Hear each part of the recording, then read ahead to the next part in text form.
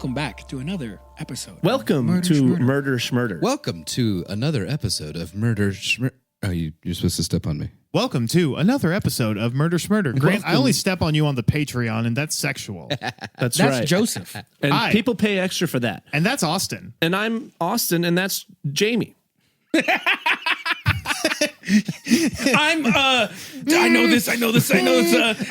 Jamie. I'm Grant. No, that's Grant. Fuck. That's a cat. Yes, it is. This is our beautiful podcat. Little corn dog. Little corn dog. You didn't like podcat? No, I'd love to podcast. I know Austin did. Grant gave me a poo. Welcome to the chaos, friends. Welcome to another episode. That's right. Or possibly your first episode. Hey, if this is your first episode, welcome. And go back to the very beginning. You got a lot to catch up on. You have so much to catch up on with Maybe- video and without video. Maybe go back to like the midway point. Skip like the first half. You gotta get to the peak of the audio era. You know. Yeah. I would start with what was your with the Jerry Lee Lewis. Oh, that was a good one. That's a good That's one. where That where is a everybody good one. needs to That's a start. good one. Yeah. That's a fantastic one. Yeah, you know Austin what? did a That's lot a of great singing in starter. that one, and he really killed it. Hey, shucks. Austin can off the cuff a song like no one's business. Oh, shucks. It's I do it because of the material that you guys bring. Oh. You know? Right. We're all having fun. Well, also from the lack of material that I bring, you know. I got to make it up somewhere, you know. Sing for us, monkey. Here's your peanuts, Austin. I will get down on my knees and eat peanuts. I will do that. Can you do that funny sound that That's I like? also on the Patreon. Which one? The bzz. Oh, the taser sound? Like when someone's tasing you? You're like, habba. Fuck. I have so many noises for that. Yeah. Or Do the, it now. That one? or the Donnie sound. I always love the Donnie. And that's why we keep him around. Also, I feel like the way you laugh at that, it's such a simple thing. And we may as well just be like jingling No, that's keys exactly- in front of them, you know? Yeah, this is Jamie laughing at Austin.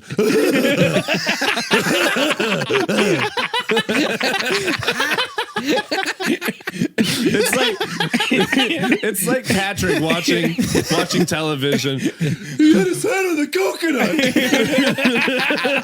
And you know what? That's so funny because that's not a podcast thing. That's a real life thing. Yeah. That's we've known each other for years, and he just nailed it on the head. Until I do something really stupid and he's like gasping for air. It's my favorite. When I'm just trying to catch it, and I'm just like, Sometimes I'll tell him really bad news over the phone and he'll like stop for a second, then he goes I'm like, no, I'm actually going through a really tough time. I guess it's because the kinds of things that I tell him about Jamie, would the only doctor happen to said me. I had 6 months.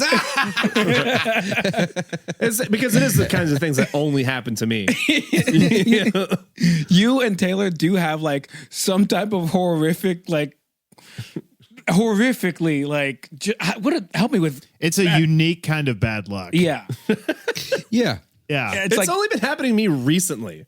It's ever since I dated the devil. That's when it all went downhill for me, really. Yeah. The past 3 years. yeah, you gotta, I think you might have I'm to climbing my way back out. You gotta rub it on someone else. Not me, but someone else. Nose Yeah, goes yeah. on the Yeah. I don't even know how to do it though. I don't know. Maybe you should Do you have anything cursed in your home you can give to someone? I should probably go to an exorcist, you know? Couldn't hurt. Try to get him to get that demon right out. Taylor, what'd she do to your new apartment? Saged it. She did sage your new sage apartment. it. Did that help? It Might have made it worse. Look at what's happening. Do you think it did? honestly probably made it worse because I was She didn't burn the right kind of It's funny you sage. say that. I was hanging out with my mom and my aunt like a couple months ago, and they brought up like, yeah, don't ever sage your house. That's inviting the devil in. And I was like, I would never do that, right. Mom. You don't say. Well, which I'm glad you got me that Jesus candle. You know. Yeah. So I light the Jesus candle, and I was like, hey, Get all the demons out of here. Hey, Jesus. big guy, I could use a couple favors right now. I've lit him a couple of times. I'm like, please, please, get me out of this hell. Slowly but surely. Slowly but surely, we'll get out of there. I'm going so close. Speaking of Jesus, I think we might have some cult stuff to talk about. We do. There We do you have an go. opener. That's a segue. Hey, Thank you. If that's a segue, I So- don't know. I don't know how to follow If up that's that. a segue, I know what else is a segue. Well, if that's a segue. Anyway, That's a segue. Call that a speed bump. Yeah. So there you go. You got it back. let's I'm start back, off by baby. talking like, what's a fad that you felt like was a cult? Ooh, I got a good one. Yeah, you start us off. Want me to start? Yeah. Magic the Gathering.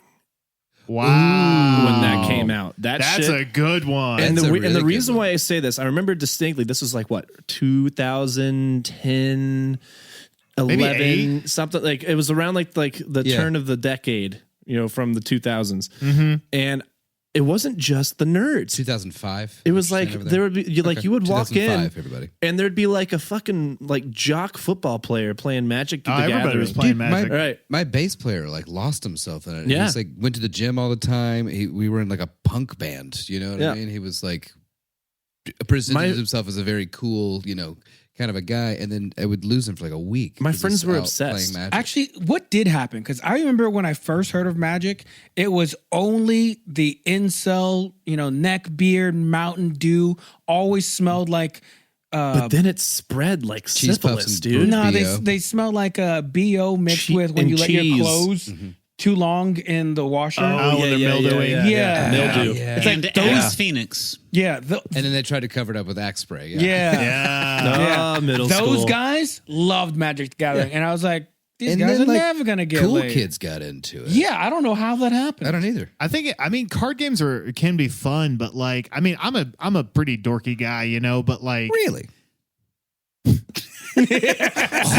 Well, if you want, we could talk about my fan fiction about, where Captain Picard takes me into space and kisses Talk me about a bunch. Warhammer figurines over here. Yeah, I know. Surprise! I'm a big dork, but it was so hard. We're 'cause all dorks. What are we talking about? I tried to get into Magic the Gathering because my friend Christoph would play it, but like it's like if when you play a game with people and they're like, okay, they're explaining it as they're playing, but they're just whipping your ass while they're doing it, and you're just like, I'm getting nothing. I'm Yeah. retaining none of this Right. game. I hate this, and I want it to stop. It was like he had this like I think a Wyvern deck. Magic people will get mad at me because I'm sure I'm remembering wrong.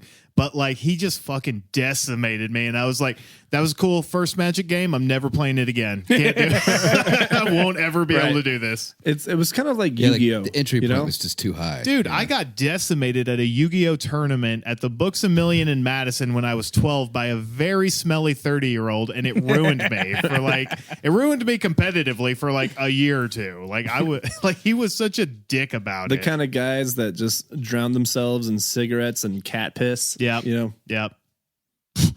Women, such bitches. That's a picture.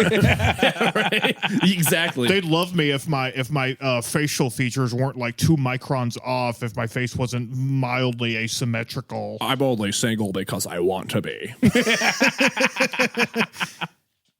We started talking about No. card games and the dog left. Women only want you for your money and your man juice.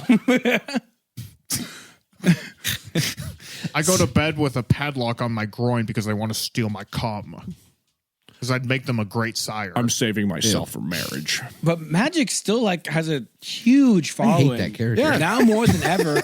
And then I you save have all like my cum for Pinkie Pie from My Little Pony. 30 seconds. Oh, my of God. no talking. 30 seconds. No. That was a brony reference, and that's another cult. That's another That's one. an That's actual another cult. one. That is Dude. a whole nother Right. very There's a sexual large cult group that of shouldn't. adult men that are way into My Little Pony. Yeah, like they can only grow this much of a beard, like a little Yeah. chin strap. They're like, And you know what's funny is there every once in a while, like there'll be like a documentary, or not anymore, but there was a moment where you could see they were making docs about brony culture to try to humanize them, and it just backfired. Like you would watch it and be like, these people are fucking weirdos. you know, the worst part about the brony club is that I would imagine that our podcast kind of would probably attract. And here's the thing: bronies. if you're a Funny enough, I brony, was just thinking, I wonder how many people we pissed off. That's totally fine. If we're losing listeners by the barrel Hey, right you know now what? because of the brownies, Email us at don'temailtrashphil@gmail.com and good speak point. your piece. tell us what's your Tell favorite us what you brownie. think. Defend your broniness. Defend your broniness. Tell us Defend why it. Applejack is your bride. My big beef with Is that one of the bronies horses? is Yeah. like, Oh, okay. I want to talk to them, just be like, can we just watch regular porn? Like, why are we taking all I this? need it to be a magical horse with a rainbow mane. And here's if Have you you like- seen tits? Tits are awesome. Have you seen? Yeah, what's wrong with just two humans? Have you seen having a sex heart with each other? Have you know? seen a heart tattoo on a horse's ass? Have you seen the haunches on those horses? I thought we said no talking. No, because I used it to segue into cults that negated the Have 30 you second ever had a timeout. horse eat a sugar cube from the palm of your hand? What's the thing Ryan showed us? Just the right height, no bucket required. Oh, dude, yeah. They have what I like to refer to as a maregasm. Nope. It was this YouTube video. Nope. Yeah, I know what no. you're I talking got to do it now. let's I stop got to right do it there. now. Nah, it's remember when HBO had like that sex series that would come on late at night, and they would interview different people. It was just real Taboo? sex, right? Real sex, Yeah, yeah, real sex. And Oh, yeah. In that, I remember that. in that show, they The old interviewed dildo like lady was on it this pretty guy often. and his wife who were super into having sex and fucking horses, and it talks about like how they met. how- For the kids Yeah. out there, this is back when TV was awesome. Yeah. You had real sex. You had Sexo Urbano, which was like Ooh, the taxi cab confessionals. yeah, that was Oh, fun. yeah. That should have been illegal. Right. Just getting that 10 shit people was, to talk, yeah. dump their lives. There was like those kind of like soft porn kind of shows that was like, but there was like actual TV. I forget. Yeah, it was just rated R porn. The Girl's Guide to Depravity, which was awesome. Fantastic, like don't know that fantastic little one. miniseries. The one thing I That seemed to remember be from that, it formative was for like, Austin. Yeah. was like Left a lasting impression. it was like they would make these, they would have these rules every episode, right? And it was like Okay. number 8, the best way to get over a man is to get under another one. And you're just like, yeah, get him, bitch. Fucking 10-year-old Austin. I'm going to do that one day. Right. And then Like you, Austin- but then you hear the goop, goop, goop up the stairs and you're like, flip back to wrestling. Austin's parents like just discussing, honey, I don't think we should have Cinemax anymore. No one watches it. Austin's I probably watch like, it. I watch it. I watch it all I the need time. it. It's a good programming on Cinemax. Austin's mom being like, so either Austin is watching Cinemax and changing the channel when we come in, or he's jacking it to River Monster. So, but see, here was and I don't know which is worse. but see, here was my technique, right? So you would hit the last button, right? Oh yeah, that was mine too. It's- Yeah. You would hit the last button, you would go back to the thing, and then you would like I forget how I did it, but I would flip one channel up. So if So if they mom- hit the last, it goes Yeah. to something Yeah. else, right? Yep. You just got to memorize the channel number. Yeah. Yep. And then his mom would be like, "Is Austin Well, I on guess watching he's Power flipping Rangers?" through. I guess he's flipping through River Monsters and Lethal Weapon 3. It's just, Also, the Lethal Weapon series Murder, is She goated. Wrote. Fantastic. If anyone disagrees with me and Absolutely. Lethal Weapon, go jump off a bridge. I fucking Don't email love trashful Lethal at Weapon. gmail.com about how you're about to jump off a bridge. That's how I feel. Love Lethal Weapon. Lethal Weapon. I'm getting So too old for much. this, Riggs. You know what's crazy is I've never watched Lethal Weapon. Go jump off a What the bridge. fuck is wrong I've with never you? seen a Lethal Weapon We before. are watching Lethal Weapon this Christmas. Okay. Yes. It's not that I don't want to. I just never have. Dude, you just gotta. They all I'm kick inviting ass, myself. but Yeah, the you can fourth come. one has Chris Rock in it, and it just It has Chris Rock in it? It's so It's so so good. You got to good, start dude. from 1, Joey. I will. Yeah. I will. Really, you don't even have to. You can go to 4 and No, just no, have no, a good no, time. no. I'm starting with 1. No, we have to You start with one. respect Lethal Weapon. That's right. Back when Mel Gibson was actually like, Awesome. yeah, 1,000% what I was about to say. Awesome. And you see his butt too. You get to see his butt. Uh-huh. Is it good? Was he Actually, yeah. Was he rocking a Nice. mullet in the first one? he was definitely. Yeah. Oh, rocking yeah, a big time. A lot I feel of like butt, I've seen lot a of mullet. Actually, this might be the first propaganda movie that you would enjoy. Yeah. Challenge accepted. All right. Cool, sick, tight. Cool, but sick, I would tight. say the fad that I definitely thought was a cult looking back, Pokemon. Two things. One, I think I clocked it But at see, the time. I was a member. Yeah, you have said I on was too. multiple I was a occasions member of the how Pokemon you cult. Big time Poke immediately didn't like it so Yeah. much that I think you said you and one other. I had one other kid in my entire grade of the whole what middle school, I guess, or elementary school. I don't remember what time period it was. But like we became friends because we were the only two not playing Pokemon during recess.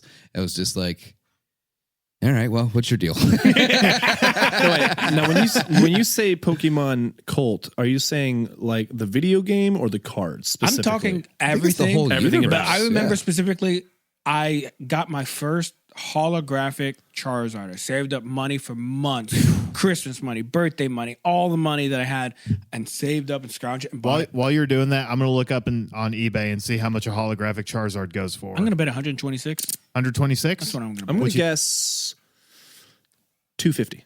250? What you got, Grant? Negative $5. Well, I'm I pretty think sure Grant How is- much it's worth, or Yeah, how much how people much- are paying for it? How mean, well, there's- it's worth what people are paying for it. They're Learn essentially economics. baseball cards.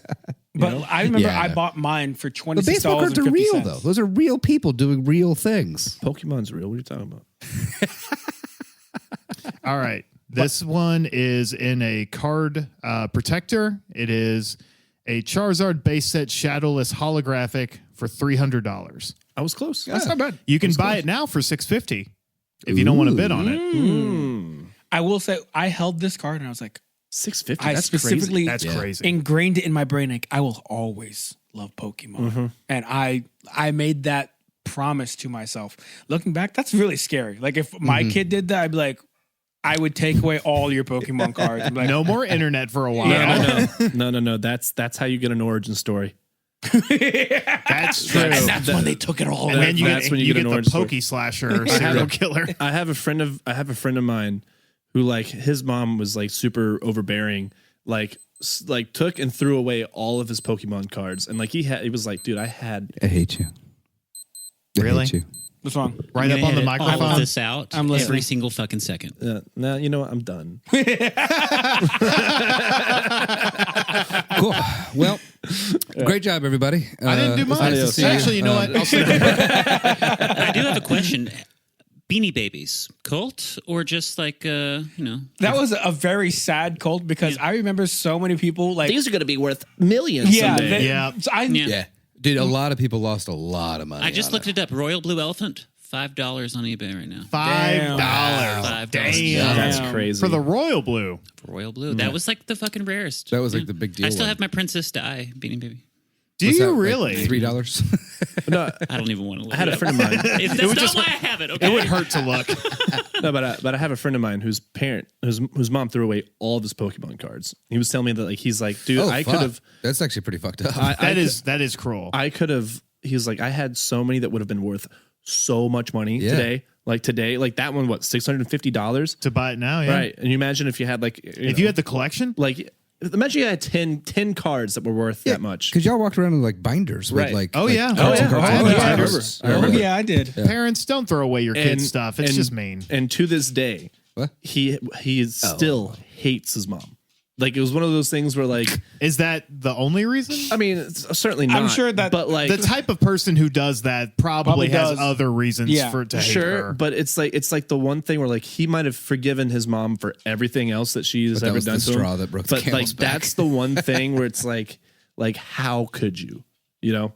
I remember when the Pokemon movie came out, getting my mom to take us through the Burger King drive-through like as many times as I could convince her to, because they had like The tie-in little balls and they had the balls gold and cards. and I got a gold card and I got like a Hitmonlee fucking keychain that I Fuck yeah. loved. Yeah. Hitmonlee was badass. Yeah, dude. Be a fighting type trainer. Also, fun fact, I was listening to an interesting video essay the other day talking about how Pokemon revolutionized how we as a society spend money and basically gambleified like a product / asset to kids because it made us essentially start getting into gambling as children. That's Because- interesting. Oh, because you're opening the cards, you don't know what you're gonna get. Damn. Yeah. Send me that link. I'd love to watch it. And so it basically goes into like basically the statistics of people that got into habits like that now are more prone into getting into gambling. I mean, look at all like, the sports betting that's going on, just fucking rampant. The And it's sports mostly betting is crazy. insane. Our It's- generation is the one that's basically fueling all that. Yeah. you know? It's crazy So, how it kinda much makes sports sense. betting has just taken over entire paradigms of our I could fucking never do like it. culture. I do. Could never I do do. My rule is $10 a week, and it is fun because you're like, I'm going to do this crazy parlay, and I don't really follow sports that much. So for me, it is the most utmost of gambling. Where Sure. I'm like, I don't know who Tyreek Hill is, but I hope he gets 100 yards. Oh, don't bring up Tyreek Instead, Hill he gets again. fucking decimated. Don't bring It's his up leg Tyreek turned Hill. around. You saw that? I did. Oh my Yeah. god, dude! Well, That guy, I was telling Jamie, like, dude, that guy can kick his own ass right now.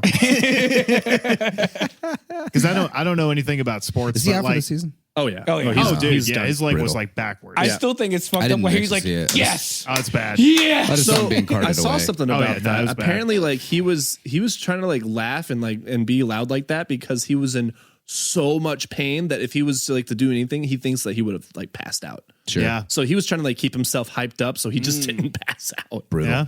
Could Damn. you? I mean, and I was listening to somebody else. He was like, you have to understand like how severe of an injury that is, and how like your adrenaline It's just pumping. Yeah. Oh yeah. You know, like that's it's an insane injury. Like if that happened to you while you were going down the street and you got clipped by a car, you would be like, it would like Yeah. alter your psyche. Yeah, That level yeah. of pain. Yeah, Yeah. I mean, for real. and And then you have like thousands of people in the stands and millions of people watching you, presumably, right? Right. And you're Right. just like, your leg just got turned around and you're coursing with adrenaline. I mean, I would probably do the same thing, you Right. know? like they had to cut his Or I'd just his cry. cleats off and like his damn. like padding around it. They had to like cut it off. Man, And I then- really hope that helps calm him down so he doesn't abuse his wife later.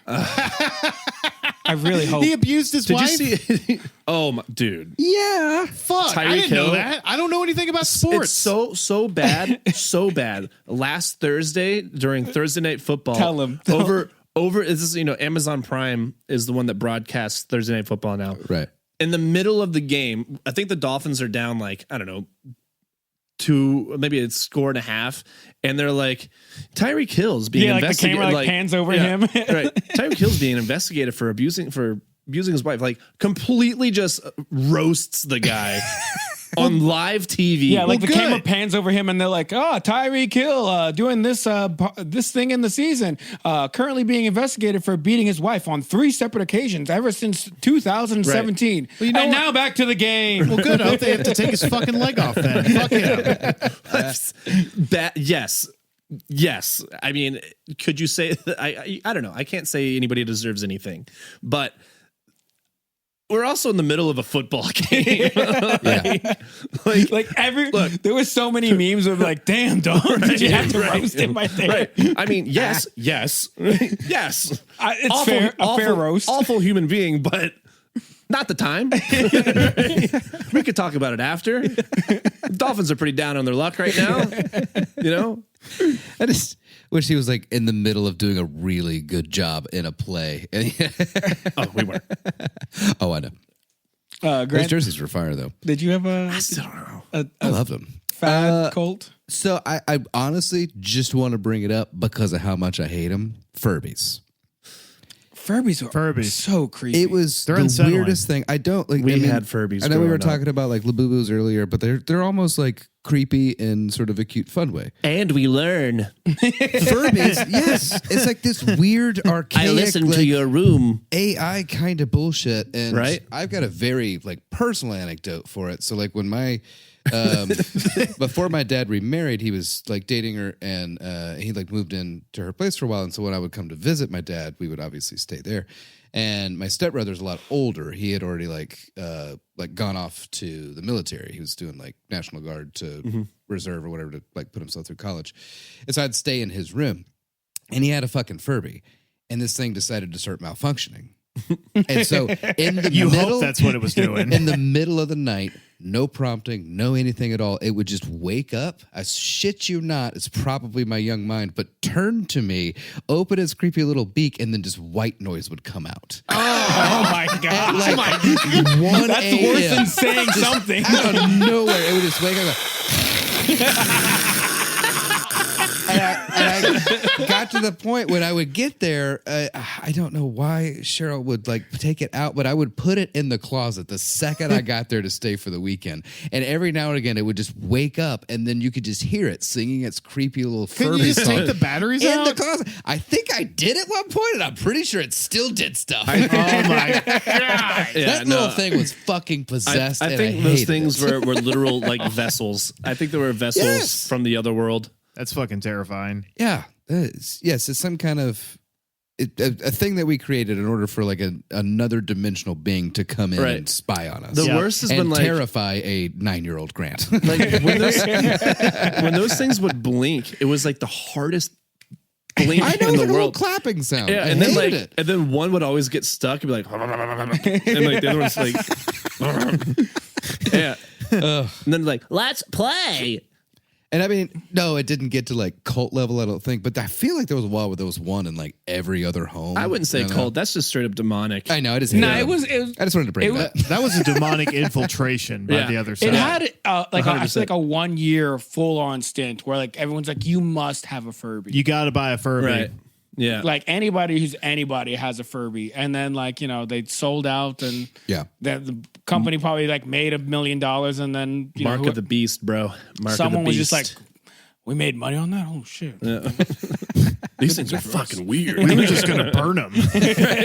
because they won't shut up. Oh, I hate this. Could So you I imagine ma- the Furby factory? Oh my the God, Furby dude. warehouse, and they're all just like, someday, one day. You know, people talk about Actually, I think I've seen a video where somebody got like a lot of them, and you can like activate Because they one, interact and with it each turns other. the other one on, and so there's just like there was like 50 of them just like bouncing up and down. It's like, and I was like, get that away from Yeah. me. No, they interact with each other too. Yeah. That was the thing. You can't just have one. You got to get another one so they can talk. I feel like they were made in like a conspire. Chinese Right. And then when sweatshop you go that to like school- burned to the ground, right. and they're like, I just remake them, and then like all the kids were like, I'm gonna take Right. over. And then when you go to school, they fucking recite incantations in your fucking bedroom. it's like people talk about dangerous jobs. I bet you like Furby factory workers had the highest suicide rate of any job for like a solid 2 years. Yeah, yeah. Like 0 days for another suicide. Yeah. One, zoom. In the break room, a gunshot goes off, and they just take the 3 off the thing, and they just put it back to 0. And we were having such a good day. All right, back to work. What you got, Joey? I kind of like y'all. I don't know if it's like full on culty, but I do think it's kind of culty. Is when everyone was on paleo diets for a couple years. Paleo was weird when it came out. Paleo was weird because I never really understood the concept of it's virtually impossible to eat like early Pleistocene, whatever. It's essentially the Hunter gatherers, caveman diet, You right? Yeah. can't replicate that level of non-genetic interference and selected inheritance from the food that we eat, right? Like it's like when people be like, well, I'm not eating any bread, I'm not eating anything, I'm not eating any processed carbs and stuff. I'm just eating this factory farmed, like genocided cow that was like glued together with Yeah. like 8 other cow hooves and then shoved through a Hormone-laden, processor. mass-produced Yeah, I'm going to eat calories. these genetically Yeah. modified blueberries. Yeah. Or it's just like, oh no, I grew them myself. It's like you grew them from seeds that have benefited from hundreds, if not thousands of years of selected inheritance that Yeah. you then sprayed with Raid, you fucking idiot. You can't replicate that diet. I also love how like most people forget that every major vegetable, every major fruit you have has been genetically Yep. altered Yep. to suit what we like. Yeah, no. over thousands of years. Literally, you can go back to paintings from the Renaissance, and our fruit has It looks drastically different. changed. Like, Bananas don't normally look like that. No. They didn't come out of the trees like just being like, oh, perfect, a wrapper. Like, no, like, did you know that bananas used to be full of seeds? Yeah. So they would just like put it through a mash strainer, and you would just eat mashed bananas. If The you're- watermelons was mostly just like that's what, exactly. yeah, it was mostly pit. Yeah. It's just I don't know, and then like the paleo thing, and it like kind of goes hand in hand with the anti-vax, like super like I just take silver lithiide for my fucking COVID or whatever, and it's just like it's this horrible feedback loop of where it's like, you can't trust the government. It's like, yeah, you're right. You can't trust the government. But if the government says the people that I like are in charge, now I can trust them. And they give me this feedback loop that tells me everything I want to hear. And I won't get my kids the measles vaccine. And then it'll just lead to this fucking awakening in Texas where like all these other children will die because I didn't vaccinate my own kid, my own moon-faced, homeschooled Moses named fucking kid that's never going to do jack shit except fucking hit his wife at some point in the future. Fuck. Did you know corn came from grass? Did you breathe once? What'd you say about corn? Corn came from grass. Oh yeah, Isn't that cool? it's a giant stalk. Yeah, but it's genetically engineered from grass. Fantastic. There's also a lot of That's super, the main reason why it can't be processed, because grass, your What about- human body cannot process grass. Cows are one of the few animals What that can about actually eat grass. baby corn? Baby corn, I have no clue. baby corn, they just harvest it when it's super young. Doesn't corn come from maize?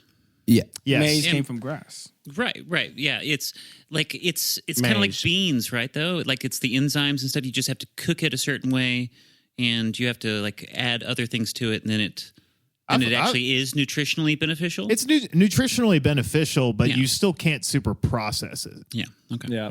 I can tell you though, I've seen some heritage maize before, like Yeah. some they Did have you- like these jewel corns. Yeah. I that are want to just eat one so bad. It looks Did so you ever beautiful. Did you ever try the paleo diet? No, God no. I tried it once, and for the first week, I was like, "Wow, I actually feel really great." But then I realized it's probably because I had cut out Taco Bell and McDonald's, and all of like the shit that I was putting in my body and eating actual food. Yeah. Yeah. Actually, that is a new diet we're gonna do. It's called the Taco Bell diet. It's like, do you eat Taco Bell? God, no. That's the perfect diet. The pounds will just shred off for you. I promise. No, I just switched to Del Taco. Yeah, I'm on the Cuban diet now, just straight black beans and rice and chicken. That's it. Not bad. I will say my favorite fad diet that just resurfaces and with a new name every 10 years is just like carbs are the enemy diets. Yeah. Yeah. They're like Atkins diet, and Right. then 10 years later, And did Atkins meanwhile- himself die of a heart attack? of a heart attack. I think so, yeah. Because they were just like, if you just take out carbs from your diet, you'll wait a lose minute. weight. Aren't carbs super good for your brain? Like that. They're carbs essentially the body uses carbs in many different ways, but one of the main things is it helps with water retention. Considering that your brain is water and fat, it kind of needs it. Wait a know, minute, it's the 30 only years reason why I fucking asked- later since Atkins. We figured out macros at this point. Like, Well, what the fuck? Why are we still doing carbs of the enemy? It's like, what the fuck? Well, Yeah. all I'm saying is Well, all I'm saying, and this is why I bring it up. It just makes a fellow wonder. Oh, you're telling me that you want me to stop eating the thing that's good for my brain? Yeah, that's actually an interesting point. Fascinating. Yeah, I mean, Right. we're going to be going into cults You, and like you want me to stop eating the thing that's good for my brain? You're just gonna pump my phone full of shit. I do Make think me our think- food is being processed and poisoned in a way to make us dumber and more complacent. I think we just figured out that capitalism is the real cult. It all kind of looks it back to really that, does. yeah. There's a really Thank you, Jules. good what's it called? Really good author. I researched her a lot and did a lot of papers on her, but she did a lot of lobbying and law work in the food industry. Specifically, her name is Marianne Nestle, and she very much Related goes, to the Nestle family? Luckily not. Oh, thank God. Nestle's one of the most evil corporations Really? that's ever existed. It's like I remember doing banana research about companies that in and right college. below Nestle. yeah. Yeah, Nestle's fucked. It's like fucking United Fruit had actual paramilitary death squads overthrowing Central and South American governments. And For chocolate. Yeah. And like Nestle's only like slightly less evil than them. Yeah. But By the way, I do want to cover the banana wars one time. I would love to do I would that. love to do that. Yeah. But could be a group she did a project. lot of work and then a lot of research eventually with her and other people that pointed to sugar just being one of the main culprits for how terrible the American diet is. Yeah. And pretty much that comes back to capitalism. A whole bunch of companies have come If you put together. a bunch of sugar in it, you're going to buy it. yeah. Yeah. But they would lobby against a lot of the government being able to have any oversight on how much sugar, because a lot of other countries have it, so it's pretty much illegal. or you have to say how much sugar there is. Like it's an Right. absurd amount of sugar in food because they realize how horrific it is for the human body. Like it is the most. It's technically a carcinogen once it gets to a certain level. Yeah. Don't you worry. Once RFK Jr. gets his hands on it, he's going to make us all healthier. If you're over here trying to fucking ruin Coca-Cola for me, Nah, if you're gonna drink Coca-Cola, drink Mexican Coca-Cola. Oh That's my that's the way to God. fucking do it. well, aren't they trying to put like cane sugar back in sodas now? I heard that was a thing. That'd be cool. I highly doubt they would I heard do it was that a thing. because It costs too much. compared to corn syrup, because corn syrup is so fucking cheap. I doubt these companies. Also, you look at the lobbyists and how much like corn syrup is just in our food in general, and how much it's corn everywhere. we grow, It's and how much everywhere. we Not in subsidize. my McDonald's salad. I guarantee you, there's corn in some factor in that McDonald's salad. No, I just always remember that Supersize Me documentary. Right. Oh yeah, They did like a With test. the alcoholic who blamed McDonald's for how terrible his life is. didn't that guy die? Morgan Spurlock. I think And he he died did? recently. Did, Yeah. R.I.P. But Let's that's when check it got it out out. that he was just an extreme Yeah. alcoholic. Yeah, he was. Yeah. What was his name again? Morgan Spurlock, I think. No, they did like a test on like all the McDonald's food items or whatever. And apparently the salad, at the time at least, had like the highest sugar content of all of the menu. Which isn't that crazy? He died last year. Yeah. Last year. May. Wow. Hold on, let's see. Cause of death: cancer. No, Must have been the McDonald's. I mean, Amongst things. The drinking probably didn't help. Filmmaker Morgan Spurlock died from complications related to cancer at age 53. His family announced the cause of death, which occurred in May 2024. Spurlock is best known for his 2004 documentary, Super Size This Dick. Good for him. and they really got that wrong in that article. He died of that too was- much penis. That was the AI overview. Oh, that makes sense. Yeah. Makes sense why it was You're, wrong. you're supposed to fact check that. My phone does my thinking for me. That's right. Time to pour more slop from the trough. Is Taco Bell good for me? Yes. Say less. Well, let's dive into today's topic. I think we got an episode. We have an episode. It's gonna be a two-parter. That's the game plan. But I'm doing it with Grant, and I'd like to thank one of our listeners and one of our Patreon subscribers, Paige. Paige. This is your second one. Second recommendation, Right. just as good as the first, if And not just better. as a reminder to all our listeners out there, or all of our subscribers out there, you can email us at don'temailtrashville@gmail.com and send your own suggestions, And we'll cover them. and we'll cover them. Tell us what to do and we'll do it. No I can't give you questions any asked. better evidence than what's happening right now. Yeah, we'll It do. actually helps me.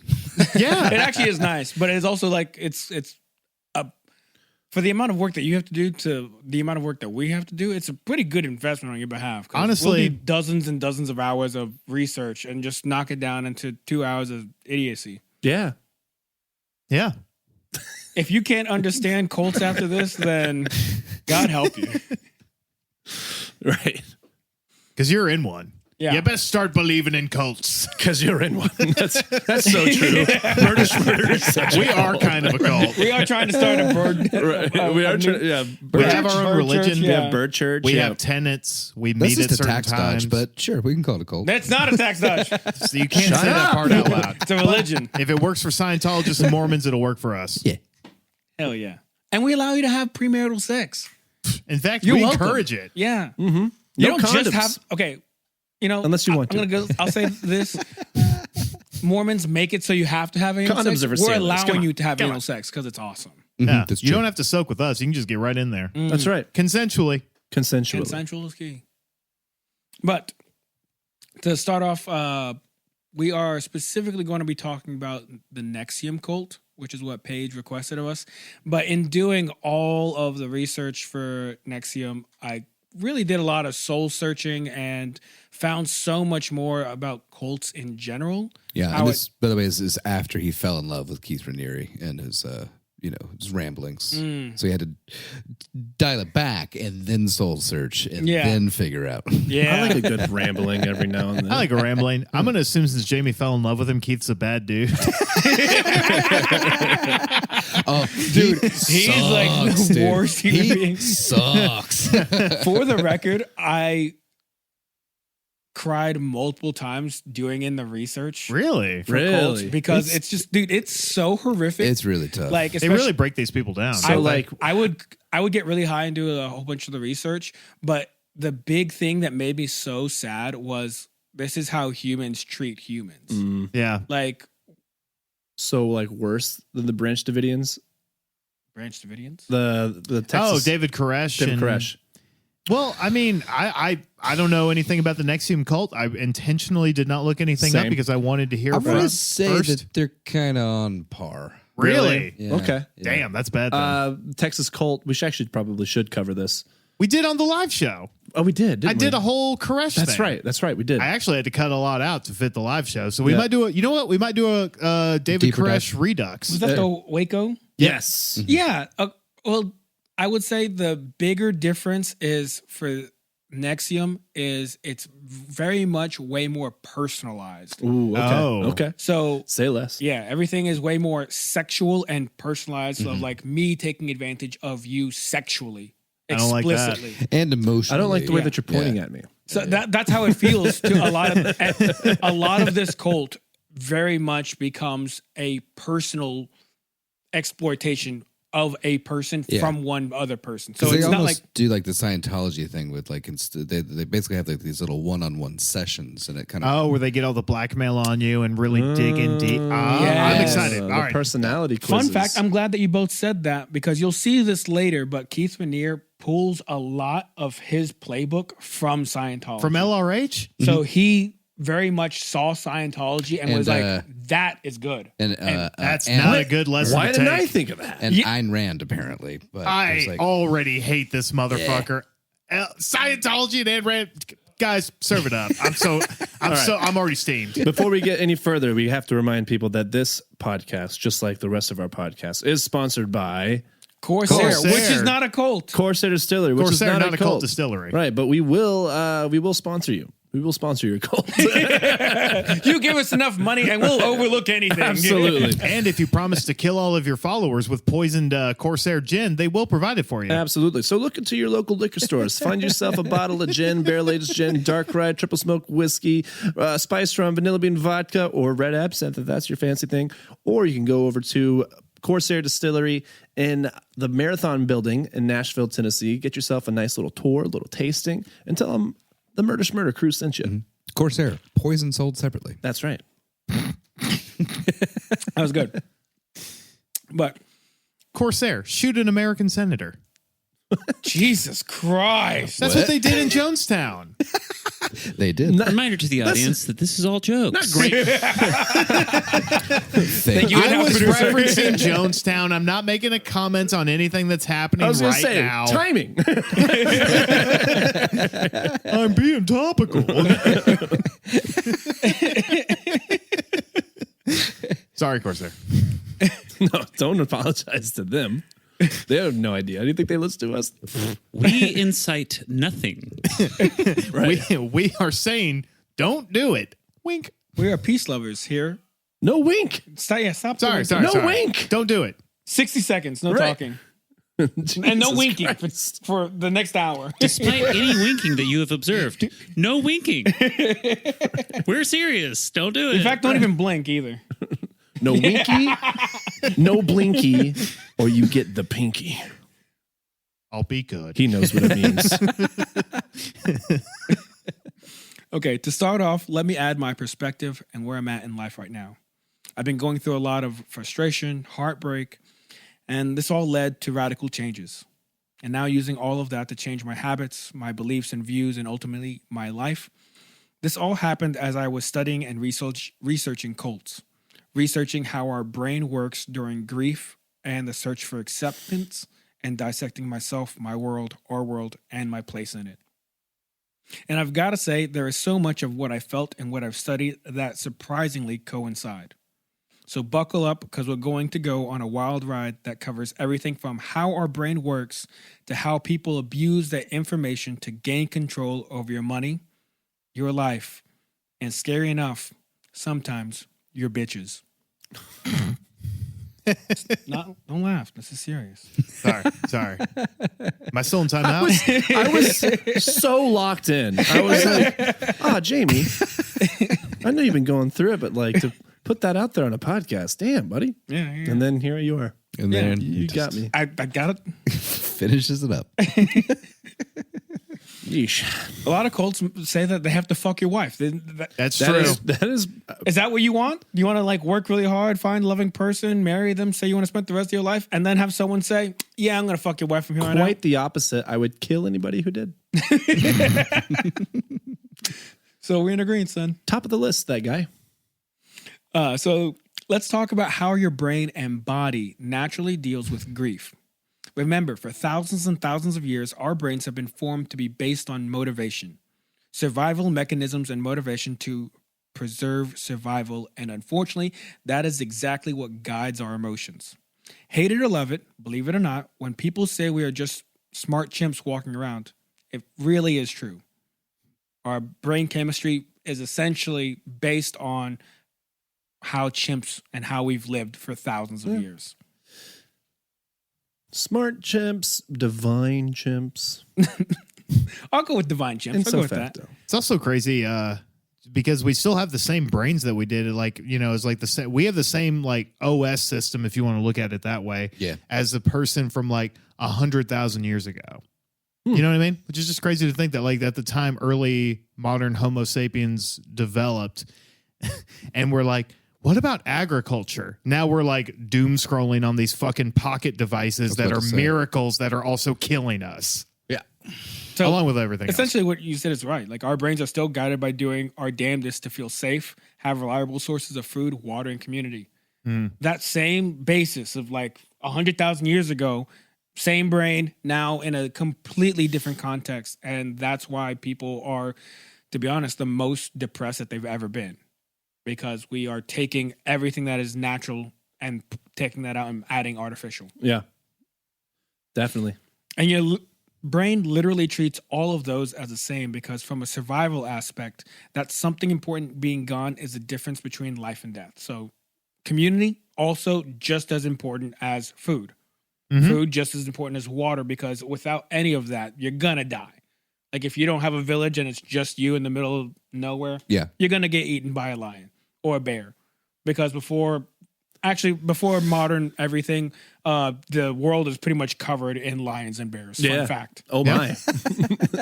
It's true. Like there were lions everywhere. There's a reason why they told you not to go into the woods but in the 1700s. And it's also why so many of our cautionary tales and like so much of our culture and media in general has like dark spooky woods is because we used to be in the food chain. Yeah. The bears weren't scared of us then. Yeah, and they were also like 5 times the size of a normal grizzly bear now. I mean, grizzly bears, they're still not afraid of you, but I feel like black bears are like, these humans are fucked up, man.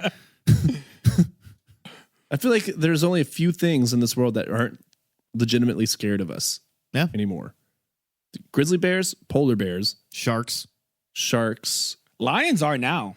Like most lions are actually scared to be around humans. Like Tigers. They get shot by us all the time. Yeah. But like by fucking dickhead dentists. But like back in the day, like before modern society, like there were lions and bears on every continent, and they ran shit. I think it's only 2 species of animal that actively hunt humans now, and it's tigers and polar bears. And tigers only hunt us because they think it's fun. If you piss off an elephant, they're going to come fuck up your camp. If you piss off an elephant, but they're not hunting. If you it's provoke, vengeance. if you provoke Yes. and it's justified, Yeah. Honestly, justified vengeance. if an animal kills a human being in almost any situation, it's kind of understandable. Unless it's polar bears or tigers. Yep. Granted, I mean, you're in there. I mean, I'm going to go with what Right, Joseph said, especially like if Also with polar bears, that's their chance to eat for the month. What the hell are you doing here? I've been swimming for 2 weeks because y'all made plastic. Right. That's, but it's also like, imagine if you guys are about the size of at least 3 seals. I watched 3 of my cubs get taken by orcas. So yeah, I'm gonna eat you. like if you heard about if I died from a hippo accident, wouldn't you be like, that's more on Jaime than the hippo? I can I don't know, hippos are 100% terrifying, say dude. Hippos kill more people than lions do. They That's do, absolutely- that's absolutely- but 'cause they're you step extremely into their- fast and they're extremely They're way territorial. faster than you think they Right. will be. You ever see what those Violent. things can do to Yeah. a fucking watermelon? Yeah, and their fucking teeth. They're like goddamn 4 like teeth that they steaks. got. Yeah, Well, it's like their jaws are like super like Yeah, far super back. powerful, yeah. yeah. Yeah. They'll snap you right in half. Hippos are cool. Hippos are cool. I just don't want to die by one. I really don't. I know. No, because then you get turned into their poop bombs. Have you seen They shit like crazy. how they mark their territory is they shit and they flick their tails and it spreads the entire area with shit. Yeah. And the fish eat it. Yeah, if you get eaten by a Nasty hippo, fish. that's what you become. That's what you turn into. But back to what I was saying. Right. Anywho, Speaking of hippo shit, let's talk about cults again.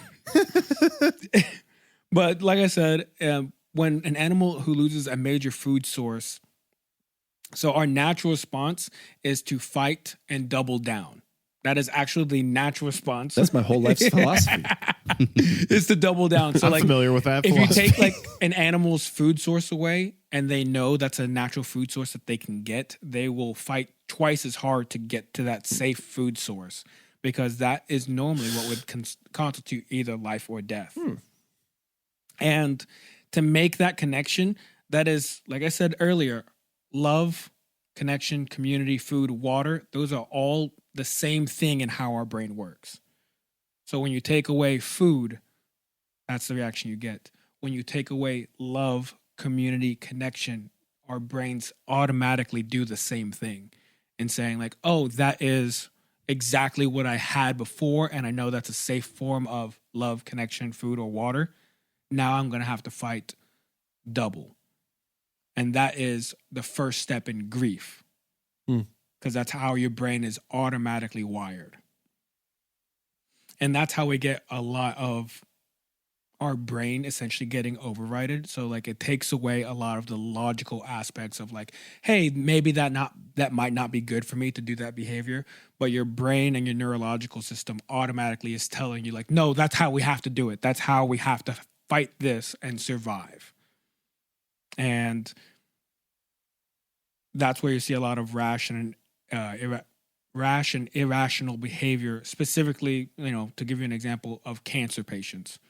So the normal spiel of a doctor who is giving a cancer patient their diagnosis and saying you only have so much time or what stage of cancer, their spiel has to include now is not the time to make any rational decisions and to basically have a support system of some sort. So that person doesn't just go off the fucking deep end and, Well, I'm going to go jump out of a plane. Yeah.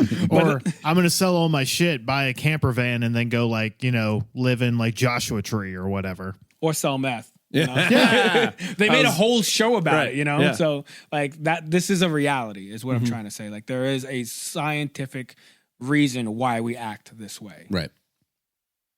And while I use this revelation to help guide me in my own pain with losing someone that truly meant so much to me, and I've done so much work to be healthier, happier, and wealthier, and looking for media and community to help me through this, this is the perfect time that cults come in to exploit people that are at their weakest and looking for answers for their wounds and failed relationships.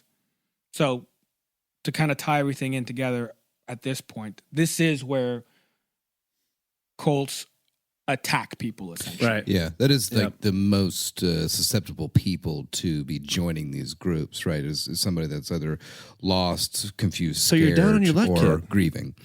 Yeah, Yeah, come in, grab a sandwich. because they have answers and they have a built-in community. Yeah, exactly. And they provide that sense of community. Right. They give you validation. And then next thing you know, it's that like sunk cost fallacy of where they make it seem as if that entire world that you now live in that gives you a sense of meaning and purpose is theirs to give and theirs to take away. Right. Key. Remember that. That'll play way more later in the story. But that, like I said, the grief thing. So fun fact, they actually did a study on how our minds like fight off grief. And so they took a chimp and basically gave it like the food every day at a certain hour. And then one time after a full week, They killed its baby. They took the food source and put it behind. It's not crazy to think they actually did that at some point. That is we should probably do a whole nother episode of On how animal experimentation, on I will horrific cry animal the whole time. That might be too dark for me. I mean, that might be a little much. I don't know if you've ever read The Case of the Most Lonely Animal in the World. That's a whole different thing, but No, I it don't think I is want to. very depressing. I don't know if I can. Yeah. I have, and it is incredibly depressing and eye-opening. But nonetheless, what they did was take the food source and hide it behind bulletproof glass, and the chimp Good God. freaked the fuck Yeah, that's out. awesome. It Yeah. nearly broke its hands trying to break through the glass, and Sure. that is essentially, in a weird scientific, horrific way, supposed to show like that's how our brains deal with grief. Yeah. And that's why you're sad when your grandpa dies. It's like, I don't know if we needed that. Yeah. Like- And that's when those scientists went to hell. anyway, I got to get back to Edgewood. Oh shit, I'm busy. Fuck. But at their core, this is when they prey on people by turning their grief to trauma, and their trauma to shame, and their shame to exploitation, to the point that they have no other person or plan to turn to but them. Going back to what Joseph said. They are the only food source. They are the only mental source, the only emotional source to turn them into emotional, mindless, and scary enough sexual slaves. Also, to add to this, I'd like to say, deep diving into cults, I already had a pretty set mindset. And I've told you, Joseph, for a long time, I really believed that cults abuse and take over stupid people. Who cares? They're stupid. Fuck them. That's their problem. And then as I really dived deep into this and heard so many people that have gone through cults and gotten out, luckily, through family or friends. Or there's another gentleman, his name is Rick Allen Ross, who is not Rick Ross. not Rick Ross, the rapper, Unfortunately, no. or the drug Damn. dealer, or whatever. But Rick Allen Ross has done a lot of work getting people out of cults. and Oh, studying wow. Good yeah, for he's really him. pretty good at it. And he's kind of a scary looking dude because he kind of dresses like a exorcist Catholic priest. That's kind of cool. It is kind of cool, but it's also like if you just saw him in the street, Okay. you'd be like, I don't know about this guy. But he's done so much work and done interviews and worked with different documentaries, especially the documentary that I watched initially for NXIVM. Oh yeah, a lot of black. This guy. Yeah. Yeah.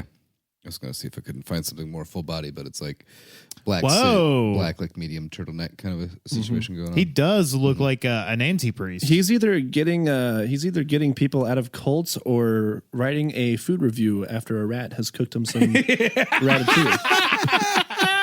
That was a good one. That was good. Wow. Yeah, Austin. he really is that guy. But what I've realized more often than not, If A I lot don't like it, I don't swallow. these cults actually don't really go after stupid people. More often than No. not, Yeah. they go after people that are just naive, people in desperation. I mean, the like Ranieri's sort of like right hand woman for years and years. They met in college, and she was just naive at the time, and he was just that charming and captivating and everything. And it just sort of like grew and evolved around her, and she didn't realize until literally 40 years later Yeah. Damn. that she was just kind of like at the top of this fucking massive cult. Yeah. Ooh. You'll see some people in cults. She's highly intelligent. Like, she's a very, very smart woman. You'll see a lot of people No. that are intelligent and don't even recognize that they're in a cult. Mm-hmm. And it's so scary and sad to see these people in interviews because you'll see them in real time. Like, let's say, you know how they say, like, when you're in a 5-year relationship, it'll take 2.5 years to get over it. Mm-hmm. I would say it's the reverse. It's if you're in a cult for 5 years, it takes like 10 years of reprogramming. Yeah. Because you have to relive all of that and then reprogram yourself. Also, she was talking about, because I listened to an interview, there's a guy that has a podcast and he covers a lot of this kind of stuff, but he was in NXIVM for like 17 years or something. Jeez. So he's interviewing her, and she was talking about how she felt like she was born into it because she doesn't really remember a time before Keith, right? Yeah. But all of these little things he would say to her constantly still hit her every single day. Like when she's putting on her makeup in the morning, remembers how many times that he basically like belittled her by saying her eyelashes were too short. Just weird little like, Yeah. kind of those odd, like sort of backhanded, like little tiny ones that Little like, neuroses that you would carry with you. Yeah. And so like apparently still every day when she's putting on makeup, she thinks about him saying that. You know what I mean? Which for years of doing that and getting constant negative reinforcement like that, I mean, it makes sense. Right. And I will say, Joseph and Grant and Austin we can all kind of like relate to this part. We'll see. It's this weird thing when you grow up with like a dark, like horrific family, it jades you just enough to be like, oh no, I don't like. You start to learn in life like, that's too good to be true. Life kind of sucks, and it kind of helps you a lot because you'll see in a lot of these cults, you'll see people who are like rich or famous or wealthy, like and intelligent, but they're just again naive. Right. They think like, oh well, this has to be true. These are the answers I was looking for. Yeah, and those are like the perfect people to prey on. Yeah. As opposed to people who are just like, oh, this guy's kind of For the record, bullshit. I did not have a horrific childhood. I love my mom and dad very much. Fine, then you're not in the cool kids club. The three of us. Really? Sounds like I dodged another cult. Damn, got us. You're gonna reverse this. Bitches. Drop the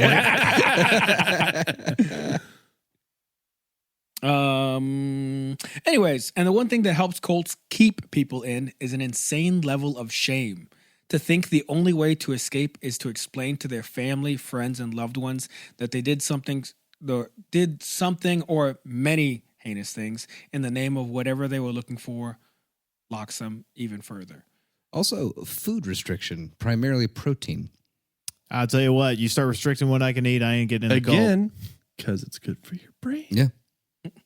Well, I mean, You get so hungry and protein deprived that you're just like, yeah, sure, whatever you say. there is a historical context for a lot of cults doing that, where they just feed them enough to keep them going, or even doing hard manual labor or doing shit for them, but they don't give them enough. They just keep them hungry, keep them dependent. God, that's fucked up, man. I mean, it's all fucked up, but like, It's fucked up, but you'll see that more in like Waco kind of style cults where like, and even The Simpsons made fun of it, but they specifically made food that strips your body of more nutrients than it gives. And so like you end up being hungrier even the more that you eat. It's like drinking seawater. Or like it's like eating sushi. Anytime that I eat sushi, I'm always starving 2 hours later. Get it together, Japan. Austin eating yellowtail. I hate this cult. No, it's delicious. I'm like, wow, sustenance. 2 hours later, I need another boat. And again, this goes back to human needs. These people normally join because they see an opportunity to get a basic human need met that they can rarely get, i.e. community, family, friends, purpose, love, connection, stability, status. Those are all things that we all crave for and fight for, which is why you'll see like in a lot of places like the Netherlands and stuff like that, people are just generally happier because all those needs are generally met by state standards. Crazy how that works. Crazy how that works. And the more you take that away, the more chaos ensues. And so you'll see a lot of things in society that are bad, like gangs, black markets, drugs. Mass shootings, violence. Not that we know anything about that in the old Not in US America. of A. No, we don't know anything about that. There's got to be a place that's worse, right? Is there a place that has more mass shootings per capita? I don't think so. I bet Canada has a whole bunch. They're just not telling us. Yeah, they're hiding the numbers. They're fudging those numbers and blaming the U.S. The Congo would be pretty bad. Yeah. Remember the Congo. Big genocide going there too. Big old genocide going on over there. Yeah. Important not to forget. Yeah. Gaza, Congo, United I don't States. think it's a list. It's like It's a spread. Let's not rank who's got it worse. Let's not do that. It's just a cornucopia of sadness. A cornucopia of sadness is our new book coming out. The Murder Schmurder Coffee Table book. cornucopia. I like that. So that being said, Being sung. I'll add that there's been plenty of times where I've opened up to you guys because I don't want to live in shame. We can't get him to shut up. Really, I can't. But I have opened up about my own Sorry.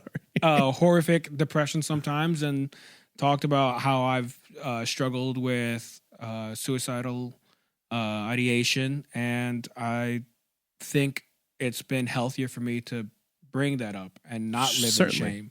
And I want the viewer here to know that you should be able to do the same as well. Yes, Absolutely. Please talk about And you those can things. also talk to us. Yeah. I mean, you can don't email trashville@gmail.com, but also talk to someone who's preferably licensed. If you can't afford it, just talk to somebody. Talk to Friend, somebody. loved one, whoever. Well, like if you were to have any last resort, I would be proud if it was us. Sure. I mean, if that's Yep. your last resort, you email us. We'll talk to you. Yeah, I mean, we'll figure shit, something out. We'll call you. We'll send you an email. We'll fucking get on WhatsApp and start chatting. Yeah. Maybe get you a T-shirt, something, Something. But my point being, reach out and be honest with your friends and family. and then we'll get you to the help that you need. You know? Yes. You'll have to hang on for those 2 weeks for the shirt to get to you. And then by that point, hopefully we'll have triangulated your position. We'll come hunt you down and we'll hug you. I don't know if I could put this T-shirt on over my straitjacket, guys. But that's the They first. took my shoestrings, but I still have my Schmurder shirt. Nice. It's not fun when they put you in a room and they take your shoestrings. It really is a low moment. It's just a bad day. I can tell you. I tell you what. Worst birthday ever. Literally, yes.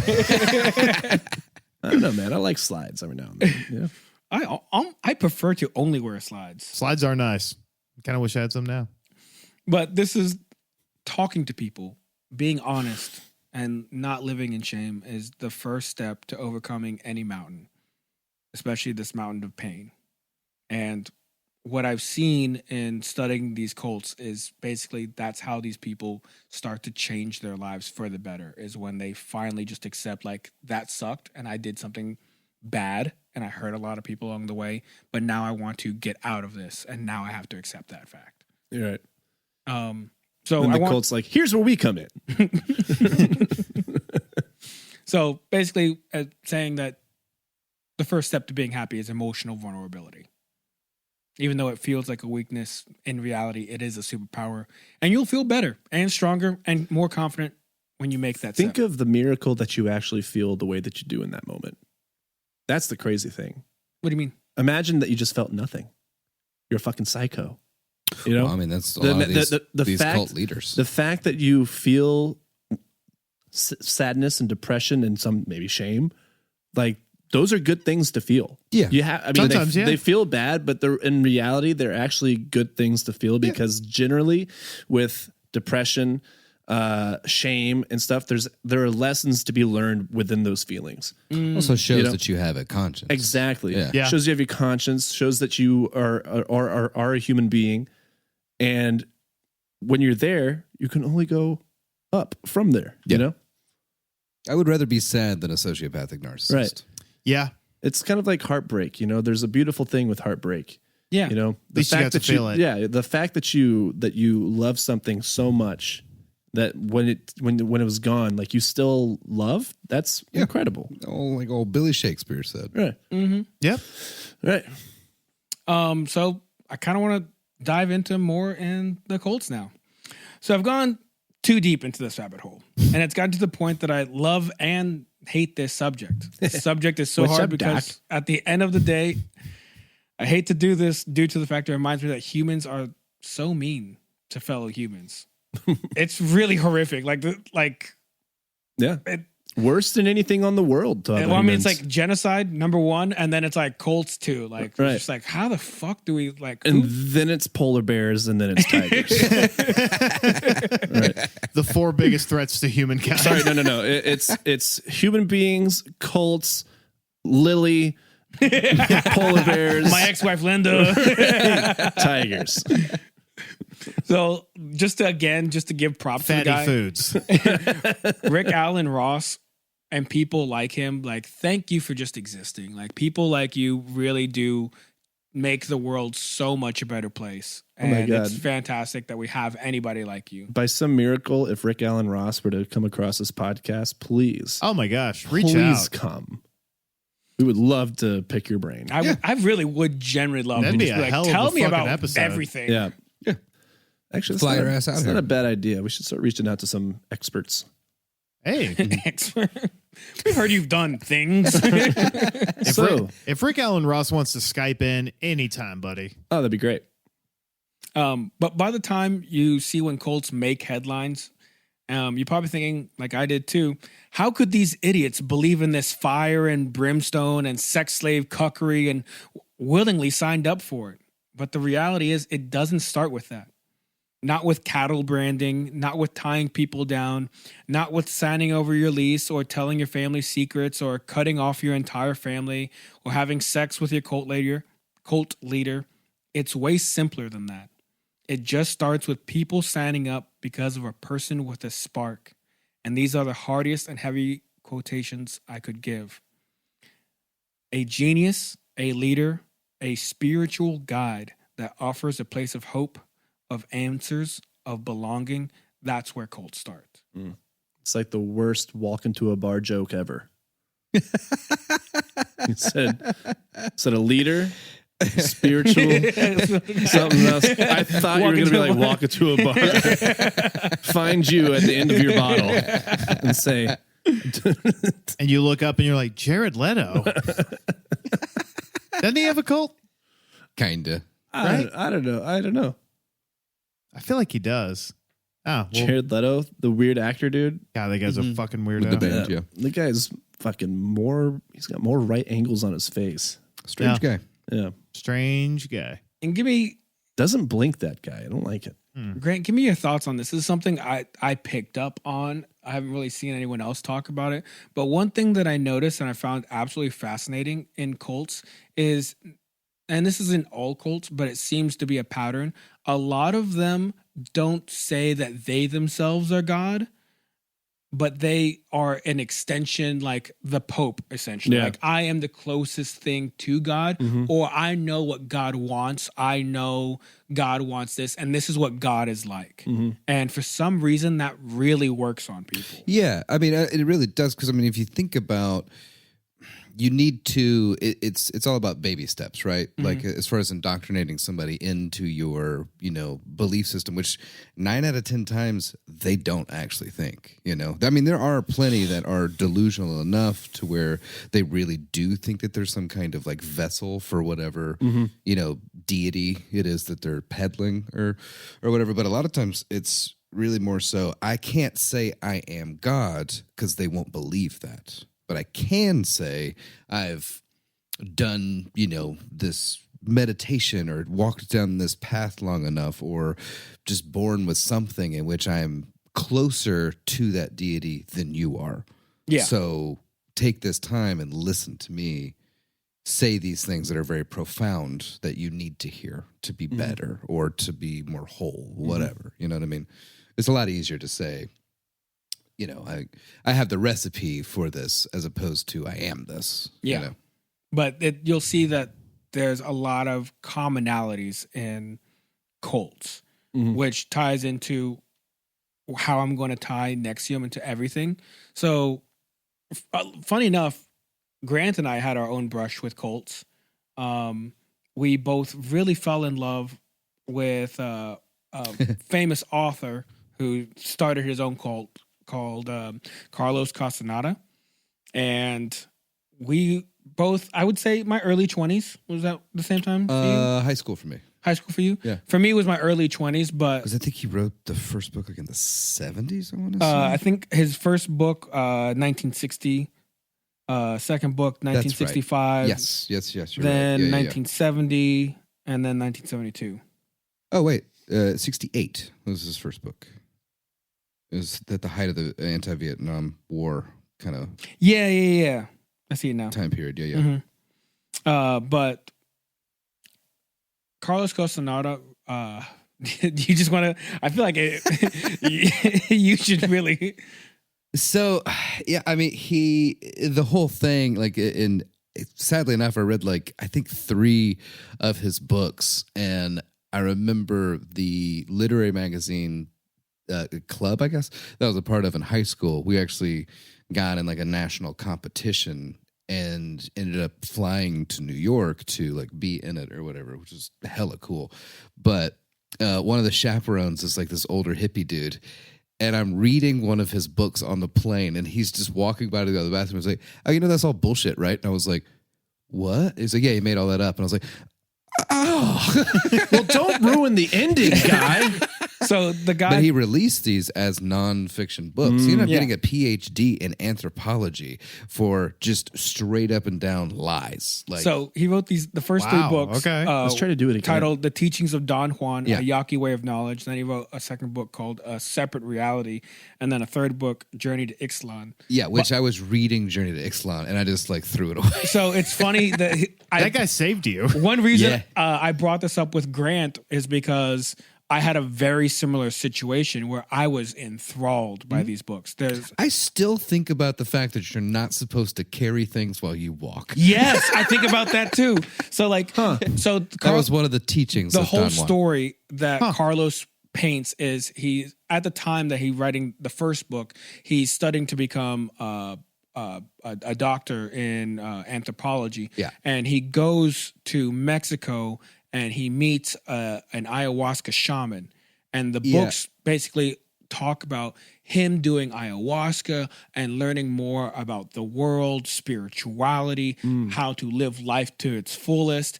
And to a young mind, it's fascinating. Yeah. Sure. I fell in love with it. Like, Same. but yeah, at one point, he goes back to America, and then he goes back to Mexico, and he's carrying a briefcase because he's a graduate student. And Don Juan, the teacher, tells him like, "Why are you carrying this briefcase?" And he's like, "Well, that's what we do." And it's like, you should never carry anything that ruins your stride.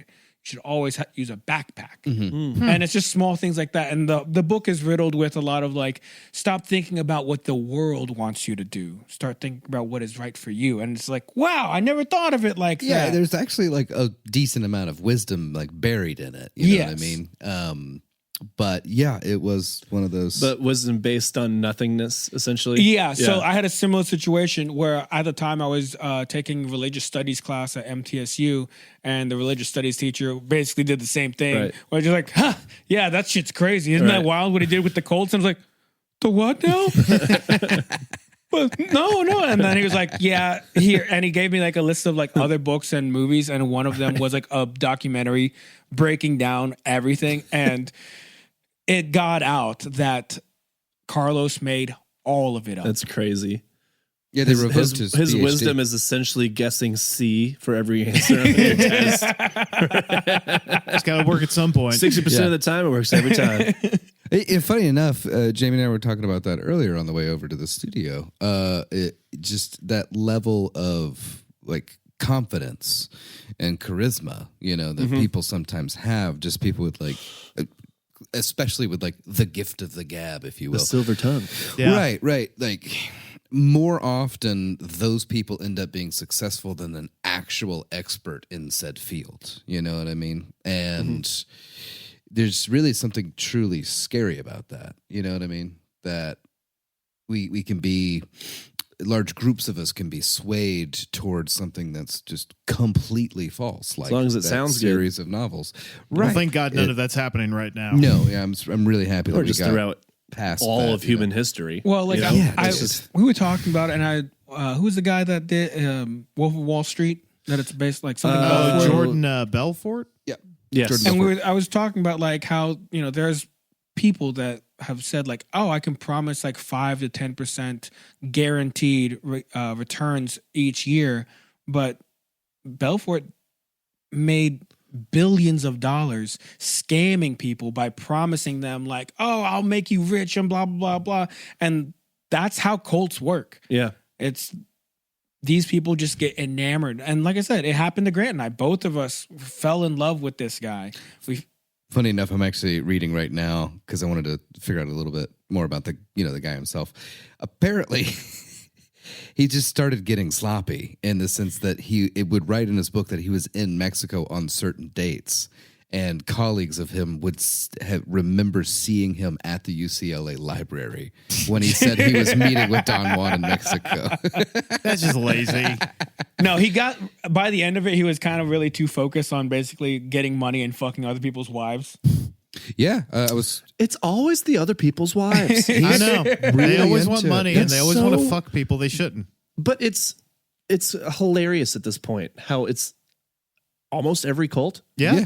Almost. I would he- say 90%. Except for like Heaven's Gate, I think. They were like an anti-sex one. Yeah. Yeah. It's either no sex or sex with your wife. Yeah. Yeah. Yeah. Apparently, he went into seclusion after all this came found out, but he still had a shitload of money, so just built a mansion in Los Angeles, and he shared that with 3 of his female followers until he died. Fucking gooner. Piece of shit, kind of won. I guess I'll just seclude myself in my mansion with my 3 wives. I mean, Oh, no. You win. What's this? You tell me we've got Uber Eats now? This world is so stupid. but the more I dive deep into the NXIVM cult and compared it to Carlos, there's a lot of parallels. Mhm. And like I said, you'll see a lot of the same playbooks just over and over again for these cults. And they realize that's just human psychology. That's what they're taking advantage of. So I'm just going to give you the steps of how it kind of happens, Right. and then we'll go into it more. You know what's, I'm sorry, one more thing, just because I feel like it's sort of relevant. You ever get those ads for like, what like the dudes are like, I'm going to tell you how to manipulate your way through everything. It's like, I feel like that's kind of the same thing. What do you mean? Like, Have you seen like there's like those douchebags that have like the fucking pickup Yeah, guy. Oh, the pickup artists? Yeah, the Yeah. pickup artists and like Oh yeah, like the negging guy. yeah. I feel like those are the kinds of people that start cults. yes, I would Yeah. absolutely agree. Right. And you'll see also a lot of these cult leaders, they know they're lying, but there's a part of them that is believing the lie so much, and it just escalates so much further. And funny enough, it's like they themselves are surprised it gets so far. Right.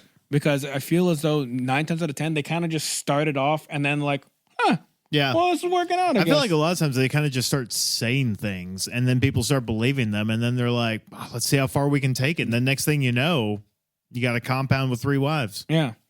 Like it normally, like I feel Also, the crazy eyes. So many of them have those eyes. You know what I mean? Yeah. Like, Oh, yeah. Like soulless. Yeah. Like And a little too big, a little too wide. It's that lack of guilt. yeah. Yes. Yeah. You know, 100% it's just it is, that actually. which I do genuinely think. I mean, a lot of the like frontal lobe has to do with a lot of like kind of what we think of in terms of like what makes people in terms of how you relate to other people, empathy, social ability to maintain relationships. To Have you ever met somebody with like shark eyes? yeah. yeah, and it's Isn't frightening. Isn't it the strangest thing? Yeah. Because like outwardly, it's like, oh, he's just a nice guy. He's hilarious. But then there's always something. There's Yeah. always something. You're like, you're one of them.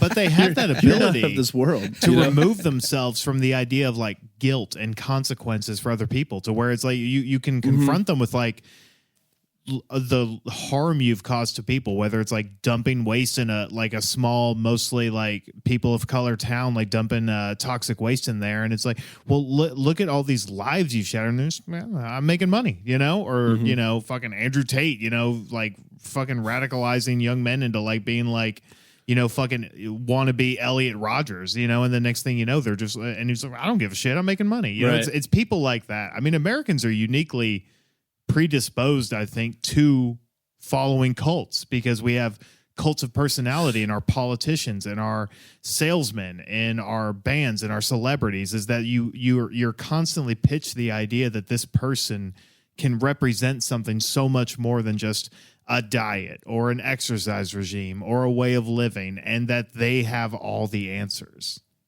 Yeah. And I'm glad you brought that up because I forgot to put it in my notes. But I've told Joseph and I told Austin in my heartbreak, my go-to listen to in the gym right now, Andrew Tate motivational speeches. And Gross. Yeah. it helps me a lot because a lot. some heavy sighs in the room. Throw some Jordan Peterson in there, you know? Oh, I have. Trust me. You gotta fight the monster. We'll change up. You gotta fight the monster within. But what I was going to say is, just like in Carlos, and like there's, like we said, there's still like nuggets of truth hidden in all the bullshit. That's how you what, tell a great lie. That's what the cults start off with. They give you the information that you kind of just need to hear, and you're sold on it. You're like, wow, they really are helping me in this really dark time. And then they'll start to throw in a couple nuggets like, hang on, what was that? Let's go back to that part. What do you mean by that? Right. Yeah. And my point being, like what Joseph just said, that is kind of the American attitude. Yeah. That is how they get you, and that's the playbook that they keep reusing and replaying over and over and over. Yep. But to give you insight on what that playbook is, step one, the charismatic leader. Every cult needs a nucleus, and that nucleus is almost always a person, a leader. And this isn't always someone traditionally powerful. They don't have to be wealthy or famous or even particularly good looking, but they do have to be magnetic. Mm-hmm. They convince people that they have their own special insight, going back to what Grant was saying, and they don't have to be God themselves. But they have, like, they've walked this specific path. But they've certainly had coffee with them. Yeah. Yeah. But they're on a first name Exactly. basis. Yeah. And they can, because they've done that, because they've done that work and, had coffee with God, they can help guide you through the messiness of life. His first name is Rod, by the way. Rod. Mm-hmm. Rod the Lord, our God. Mm-hmm. And for next Terrible date. I wouldn't go to dinner with he God. did not pay. He'd be boring as shit. Spent a lot of time talking about himself. I gotta say that. Yeah. I know. Yeah, and on the fifth day, yeah. Oh, that's cool. I'm impressed. It's not that I'm not. You just keep bringing it up. Yeah, no, I like the wine. I know you made grapes. That's cool. It's cool. But for NXIVM, that figure was Keith Raniere. I'm sorry, I was reminded of a really terrible joke about. You ever seen Jesus flip a coin? No. Ding, ding, ding. Nice. Terrible. Sorry. But for NXIVM, they're Don't apologize. That's great. Oh, I was apologizing to you guys. I was apologizing to the guy. To the big I guy. don't care about you. The figure was Keith Raniere. We'll definitely dive more into him and how horrific of a person he is. But he marketed himself as the world's smartest man. He was not, by the way. Must have been a real cool guy. I can already tell. He had a background in multi-level marketing, One, essentially two. scams, and already gave him experience in persuasion and recruitment. Raniere wasn't even selling religion. He was selling himself as a genius who had cracked the code to human potential. Ugh. Sorry, it reminds me of another guy that I talked to at one point. He's like, "Man, I'm not trying to sell you anything. I'm just telling you facts." I'm like, okay, All right. Okay, guy. I'm not a salesman. I just say facts. All right. All right. And, that kind of stuff, that is called the hook, the promise of transformation. I'm not selling you anything. Right. I'm helping you. That's essentially what they do. They say, next comes the bait. Cults don't open with threats. They open with promises. They promise clarity in this chaotic world. They promise healing from trauma. They promise financial success, enlightenment, salvation. Whatever that person kind of needs to hear, they've got it. And the cult leader claims they have the keys to that. NXIVM wrapped itself first off as the language of self-help, and Carlos did the same. I was so invested, I believed it, and still, decades later, still fight with that. And I wasn't even in the cult. I can't imagine what it's like to be in a goddamn cult and get out of it. But in NXIVM's specific continuation, they offered workshops called executive, and when I say workshops, I heavy quotes in these workshops. But they would do executive success programs. And that sounds like it sucks. Actually, have you ever been? Because I unintentionally was. It was like a was like an older coworker of mine talked me into going to this like pyramid scheme. Yep. That they were a part of. In a fucking hotel, like every time. Yeah. It's in a hotel fucking business park space. Thank you. Yeah, whatever. Yep. And everybody was so fucking weird and cheery, and we played like flip cup with these like vitamin drinks that they sold. Oh, yeah, And yeah. I'm looking around, I was like, this is fucking weird. And then they start actually breaking. I was like, why do I feel like I'm in Sunday school or something right now? And then they start breaking it down and getting into, you know, the you know, nuts and bolts of this multi-tiered marketing program thing. And I was like, I'm in a goddamn pyramid scheme. No. I gotta get out of here. You know? Like the light went up. Oh my god! And I was like backing towards the door. I was like, "Where are you going, Grant?" It's like, "How did they already know my name?" I had this. It wasn't like a friend, but it was like somebody that I knew just through work and stuff, or like I had worked with this guy previously. Just get a random text message some days like, "Dude, hey, like, you still doing this?" I'm like, yeah. He's like, well, hey, like while you're doing that, I'm like, I've found this thing that's actually making me a little bit of money. Yeah, no, they literally pitched me as like, like a side hustle for extra cash. Yeah, I'm like, thanks. I can always do that. And so then he gets me. That's how they get you. I was at some coffee shop. He brings me in with this with his boss. The boss drives up in this like Corvette kind of thing. I'm like, you know, like, yeah, because they always show up in the Ritz with the nice clothes and the nice car, and you're like, well, how can I do that? Exactly. And then like he like pretty much just sold me on this like little like magical pill or something that made you feel better and shit. Yep. And it's always vitamins, right? But see, it wasn't like. But then I realized, right? It's always something like health wise, right? Yeah.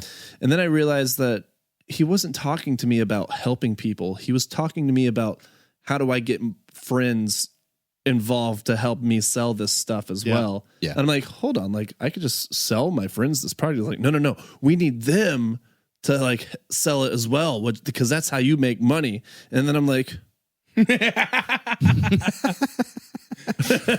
to me the money process again.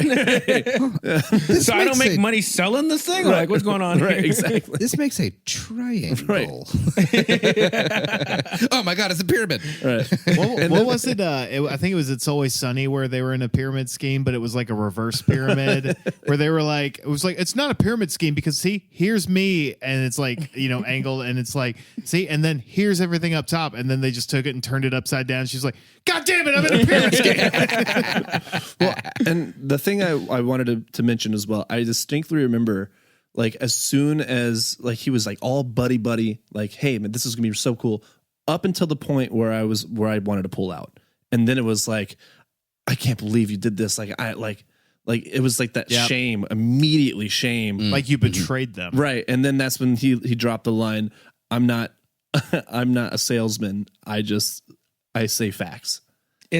So this is the point. I'm glad you said that, because that ties in super well to what I was going to say. So these workshops, however they want to put it, that they call the executive success programs.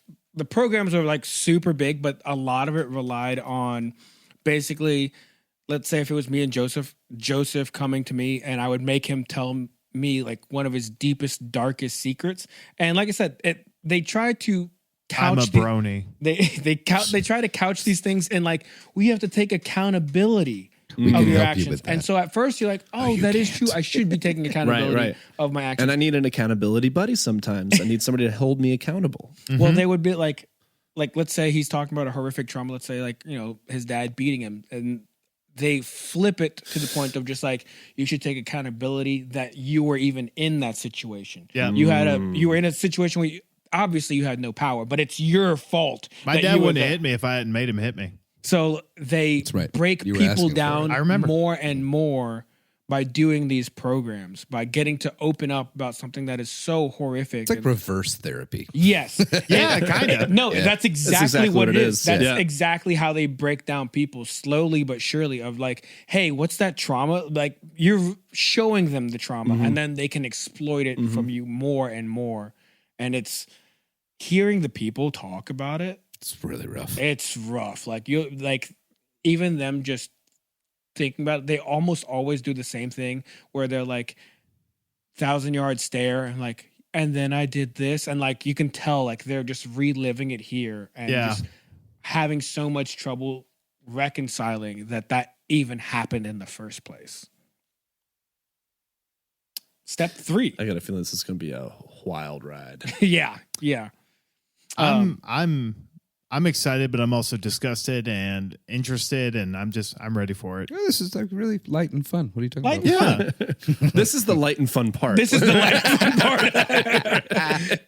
Right. Step 3, the net. Recruitment and community building. So, how do we make everything better? Bring your friends. Uh-huh. Who do you know? Mm-hmm. Anyone in power? Are they famous? Are they wealthy? Are they easily manipulated? Are they hot? But because one person alone isn't enough, a cult needs numbers, and numbers come through recruitment.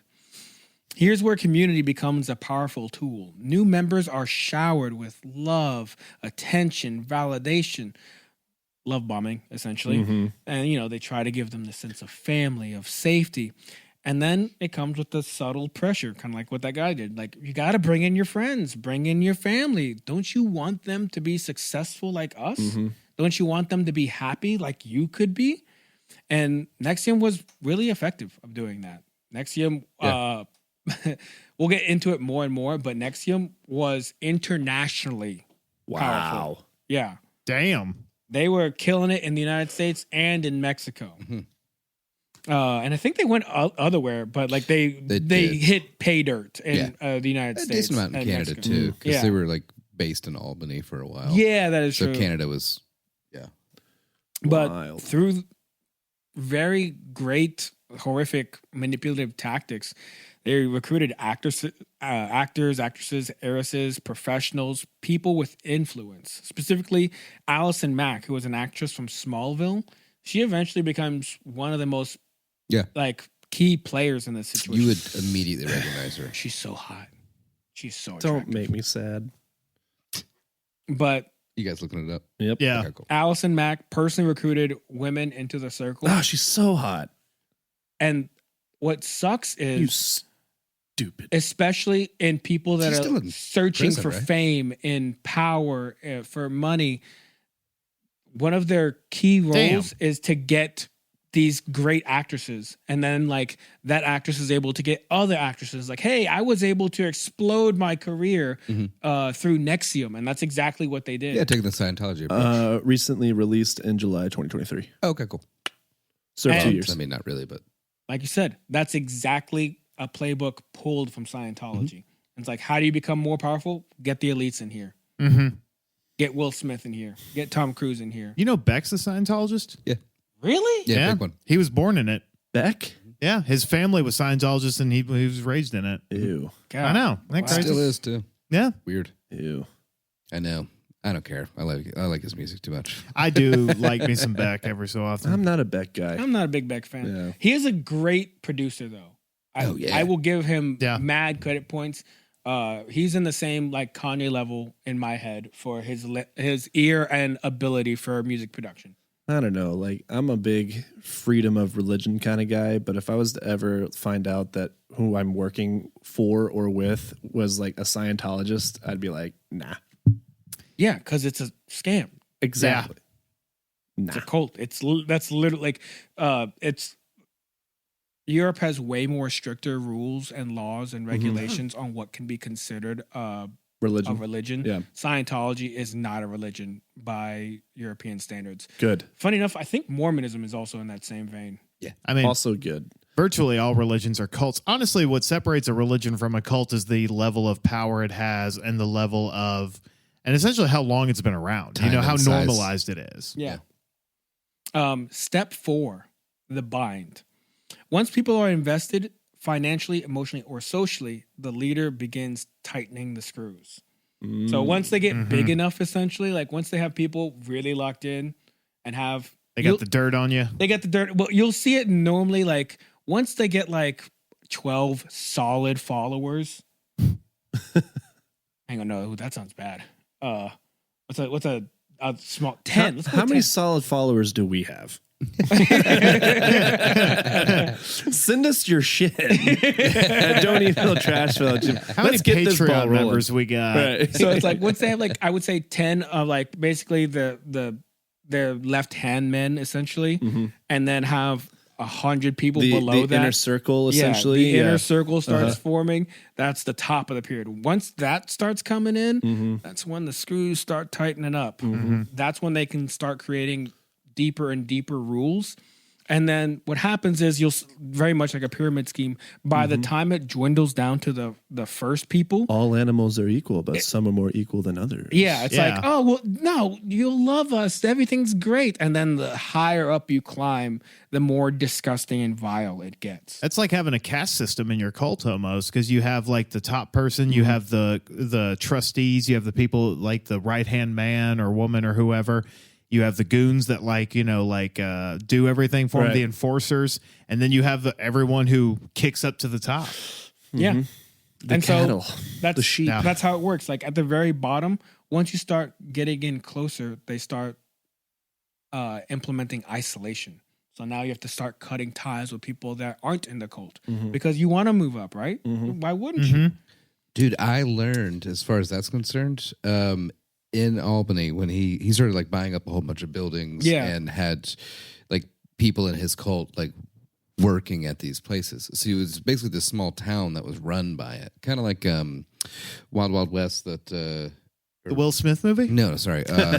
Wild Country. Twice Wild Will Country. Smith has come up in That this Netflix podcast. documentary that did so well a while ago. Not Wild Country? Yeah, Wild Country. That was a good one. They like bought that whole town, right? Yeah. Very similar thing, but since it's like modern era, they put cell blockers in the whole fucking little town. Nefarious. Yeah, there was like a reporter that was trying to get in to like figure out what the hell's going on, like, inside scoop kind of a thing. That's right. And they couldn't reach out. They couldn't like call their people and be like, yo, it's fucking crazy here. Yeah, he said like at one point he Who are you realized trying to call? he was like in too deep. And so he just literally ran for a bus stop. Kind of a thing. And the second he got out of like the cell blocker thing, he's just getting text messages and emails and missed calls. Fuck out of there! No, literally, I think it was like his cousin or something was like, dude, seriously, get the fuck out of that town now. They owned the government because the government, like crazy. the government of that city, basically was just like, well, he owns everything. Yeah. Oh my Like god! if they would have fucked with him, he could have shut down the city's like entire financial system. Yeah. Because he had so many people and ran so many different aspects of the city. That's fucking crazy. Next step in this bind, confession. Like I said, you present a portion of your trauma, and then now I own it over you. Right. Next part, language, creating insider jargon that sets the group apart and makes outsiders sound ignorant. So that's like, back to what I was saying, like the meetings that they would have and then having little nicknames for everything, executive success programs. NXIVM's full of this shit. Yeah. Of just like, oh, it's not us like beating you and branding you. It's like, it's a success program of some sort. And it's just, it reframes it in the cult members' minds and then also makes it sound like, oh, that's a good thing to the outside world. It also makes you feel superior because it makes you feel like you have esoteric knowledge that the rest of society doesn't have. I mean, it's the same thing. It's like with Scientology, how you'll pay like 60 fucking grand to take all these courses for getting your thetans checked and doing all this shit. And then like by the time you realize you just gave them a lot of money for fucking nothing, you realize like they're like, oh, you have to keep buying classes. You have to keep learning the secret knowledge that you can hoard over the normies, Us versus them. It's so gross. One of the scariest things that NXIVM does and other cults do as well, but they'll do it is you have to provide collateral, and they perfected the system. But members had to hand over something extremely damaging to them or their family. Well, it could be like embarrassing photos, financial records, like tax evasion or whatever. The person that we're going to talk about Video the of most, you fucking a pig. something like that. Yeah. Like one lady Not that I have basically, not that I have anything like that. But one girl who was a famous actress, she gave away really damning evidence of like her family doing a whole bunch of nefarious and illegal acts. Whoa. Damn. Yeah. And they held, like, she was afterwards, like Pete, like I said, they ties into shame. They tie these people in and it's like, well, if you're going to leave, what do you think your family's going to think of you? Yeah.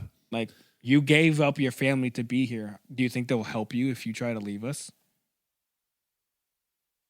You would hope so. You would hope so. But you And- can't say for certain, and that uncertainty Mm-hmm. keeps you stuck. Step 5, expansion. Once they have a good amount of people now locked in, like I said, the screws are getting tighter and tighter each step of the way. The cult starts trying to make itself an empire. Hierarchies are now fully implemented. Levels of access, inner circles, secret teachings and rituals that make people feel more special and more advanced. Going back to what you said with Scientology, now you have courses. Oh, well, if you're going to be in this part, you have to drop $60K. NXIVM does the same thing. Again, Damn. pulling from the Scientology playbook. Like, If it ain't broke, don't fix it. oh, you want to move to the next part? Well, you're not experienced enough. You should go to this program we're doing out in Albany. It's just $50,000. And so another way that they'll tie these people up is financially. Mm-hmm. It's like, well, you already gave us 6 figures. What's another 50K? Yeah. Or you already gave in this much. Why would you leave now? Do you want $10,000 to stand between you and enlightenment? When you put it that way, Huh? you know, That's exactly what they do. enlightenment, $50,000, really is chump change. So money It's just becomes money. And then you can make it back when you're enlightened. It grows on trees. That's exactly what they tell them. Money doesn't really matter. Why are you so hung up on it? Right. But money becomes the central aspect Mhm. of them making you their pig. That they can do whatever they want. They can tie you up, they Turn can you into brand bacon. you. So they use these cord Put you in shoots. between 2 pieces of white bread with some lettuce and tomato. A bit of mayo. Maybe I just need lunch. Hold on, am I just hungry? You know, I'm out of here. It's like, and it turns out the whole thing was a Snickers bar ad where it's like you're not you when you're hungry. They give like David Koresh a Snickers bar, and then it's like just one of us. And Nothing we're like oh, nothing like a NXIVM LT, you know? an NLT. Well, isn't NXIVM spelled like NX? Isn't it like It's all NXIVM. I hate that So so stupid. much. right? Just put LT at the end. But NXIVM like I said, they pitch the idea that money's not important. So why are Then you so why hung do you up on it? need it? And then in reality, money becomes central. That's how they sell you the courses, the retreats, the books, the merchandise, all of it you need to have God, to become spiritually I'm sure we'll cover enlightened. it with those fucking retreats, dude. Ugh. And so Ooh, the cult subtle becomes a foreshadowing. machine. Yeah. NXIVM operated like a corporation. They ran training centers in multiple countries. They had subgroups that catered to different demographics, like Jeunesse for women or Society of Protectors for men. And at the top of every single pyramid was Keith Raniere. Mm. Yeah, you'll notice more and more he starts separating different groups off, so they stop interacting with each other. Stop asking questions. Exactly. So Isolation. he'll get the women to be in one sector, and then the woman he wants to fuck, like, oh, you should talk to Allison. Allison will help you. Blah blah blah blah blah. And Allison's supposed to like help him basically fuck those girls. Damn. So it's the Ghislaine Maxwell of fucking NXIVM. Mm-hmm. Jizz Lane Maxwell. Gross. Step 6. The Wait, Rot. you mean Allison, like Allison Mack? That was her role? Allison Mack? Yeah, did do that. Yeah, one. she did a lot of recruiting Damn. for Jeunesse, yeah. Whoa. Yeah. I'm never watching Smallville again. Is it because Superman sucks and Batman is better? Probably. Shut up. Anyway, 1,000%. step 6. I Abuse. can't with you. Get back to your cults, you silly man. I'm in the Batman cult. Batman so kicks ass. Bat cult. Actually, how do you feel about Lego Batman? Because that might be the best. You know, I Batman. haven't seen Lego Batman. I haven't seen it Hang either. on, no. Have you seen the Lego movie? No. I haven't seen Lego movie either. Lego God. movie slaps. I've heard Really it's incredible. It's so good. I have I've heard, heard it's it's really amazing. good. It's really good. It's so good, and Lego Batman. Julie looks so horrified. See, our in-house producer agrees. I've heard nothing but good things In-house about the producer, Lego wouldn't movie. you agree that Lego Batman in the Lego movie is awesome?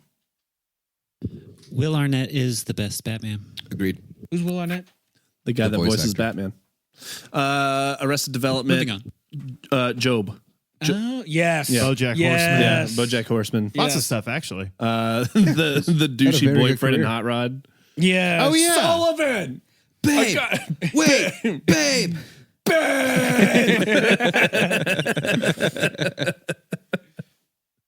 So, step 6, abuse and exploitation. This is eventually when the mask starts to slip. At some point, the promised transformation just straight up becomes exploitation. The community becomes a trap. Members are overworked, drained financially, emotionally abused, and in the dark cases, sexually exploited. This is when everyone starts to realize, oh, fuck, this is bad. Like, I'm not getting anything that I was promised, and now I'm too far deep to get out. Hey, is this a cult? Pretty much. Yeah. Oh, man. Are we the baddies? Yeah. So NXIVM's secret inner group, because like I said, and like you pointed out, inner circles start forming. The inner group was called DOS, was presented as a woman's empowerment sorority. In reality, it was a system of coercion. Women were branded with Rainier's initials. Jesus. They were told to obey, Where? to submit. Depends. Oh, Pretty often kind of On the like hip. on the hip, like kind of near like the belly button, like that sort of like line of the torso. I'll paint a more vivid picture for you, kinda hot. but they would get the girls to basically circle you, yeah. and you would And hold lay them down, down. and then they would brand you. By the way, it was pitched as like this sacred symbol, but it was just KR, just kind of like, I think it was like maybe sideways. And I think it then was like sort of sideways and like skewed a in little bit. cursive. God, But can he you just- pitched it to them like this is a sacred symbol showing Yeah. femininity or something. Couldn't you at least Yeah, just get like I a know. fucking tattoo mean- machine or something? I know cruelty's the point in the submission, but something like, about like the tattoo, like right there though. It's just, you know, Yeah, Keith Rainier felt the same way. terrible. I know, terrible, but at least the man had some taste. old Austin Rainier over here. I'm not saying he's right or wrong. I'm just No, saying I'm I saying would he- make the same move. I'm saying he's wrong. I'm saying he's dead wrong, but I get it. but If I was to make a choice of where to put my brand, If I was branding a group of women and bending their wills to my Right. own, I'd probably do the same. it would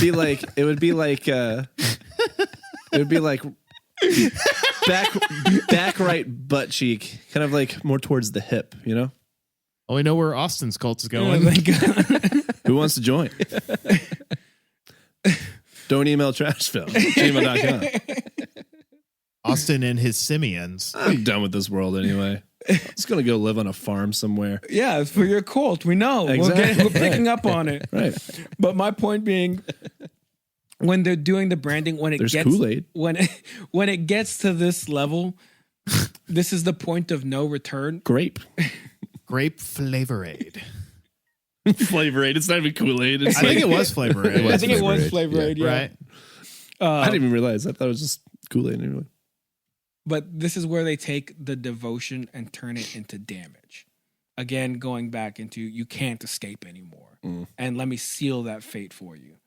And that's the step right before everything kind of starts to fall apart. After that, once everybody starts realizing, like, fuck, I've got to get out of here, and you have multiple members, that's when things start to collapse. So you'll see, this is by the time you see it on the news. So around this time, NXIVM, you'll see, or any cult really, that's when it starts getting on the news. So by the time that you see a cult is actually on the news, it's far too late for a lot of people. Right, like it's already been a thing for a while. Because Yeah. I feel like, and you were kind of alluding to this, but I feel like most of the time when people escape cults or leave cults or do just legit escape, is that most of the time they end up talking to people, talking to their families, end up talking to the media, and then that's when you hear about it. Yes. And then once people inside the cult get someone who they used to love or consider a deep friend or whatever gets rebranded as this kind of apostate, this heretic, then they start to kind of look at it in a different angle and they're like, oh, fuck. I think we might have gotten fleeced a little bit. And this brand hurts. Mm-hmm. So And this brand hurts. I hate to say it, but it's I true. think it's infected. Yeah. Pussy. Most cults, not all, most cults don't last forever. Some do actually stand the test of time. But if they actually do crack, Whistleblowers then start to step forward. Journalists dig in. Families really fight back. Really, the crux of a cult breaking down is the families. Yeah, I mean, like, crap. Catherine Oxenberg. Yes, Catherine Oxenberg. Yeah, she was an actress, and her daughter got involved in it. So And- that's the person I'm going to talk about the most. Yeah, I figured. Yeah, Because her story is so powerful, and it goes back into so painful but kind of beautiful how she got out of it and was able to get out of it through basically her mother fighting tooth and nail for fucking years Yeah. to get her out of years. Damn. it. Like, They kept shipping her daughter India like around all these different places because she was hiring like PIs and everything to try and Wow. find her to be able to just communicate with her, you know.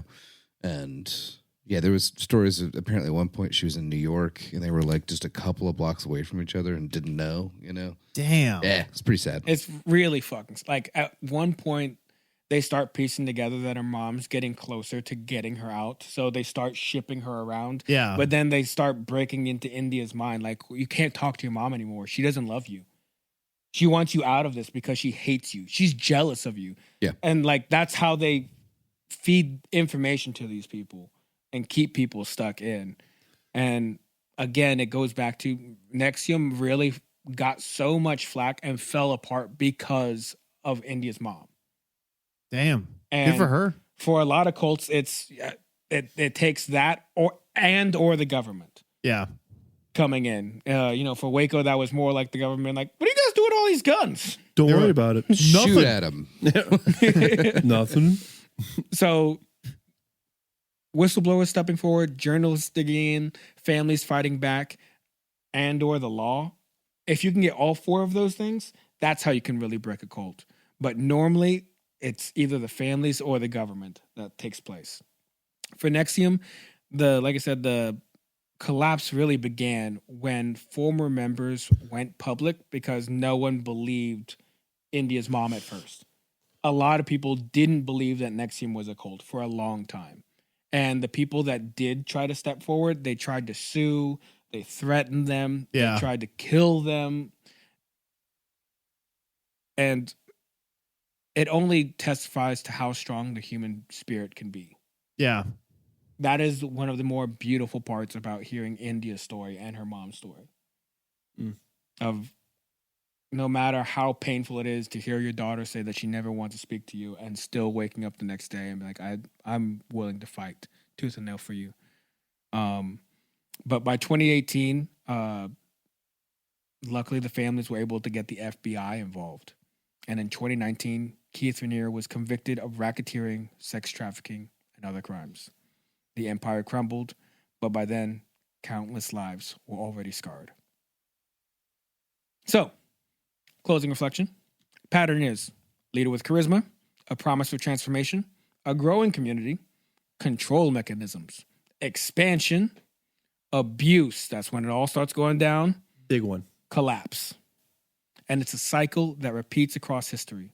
From NXIVM to Jonestown to Heaven's Gate, the details may differ, but the structure is eerily familiar.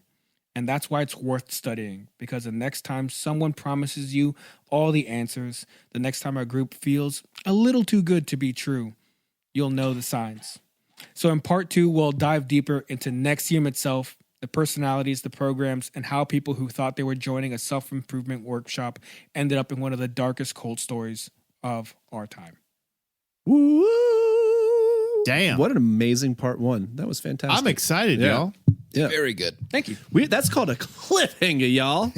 Man, feel like I'm just hanging from my little fingies off a cliff. I'm about to let go for part 2.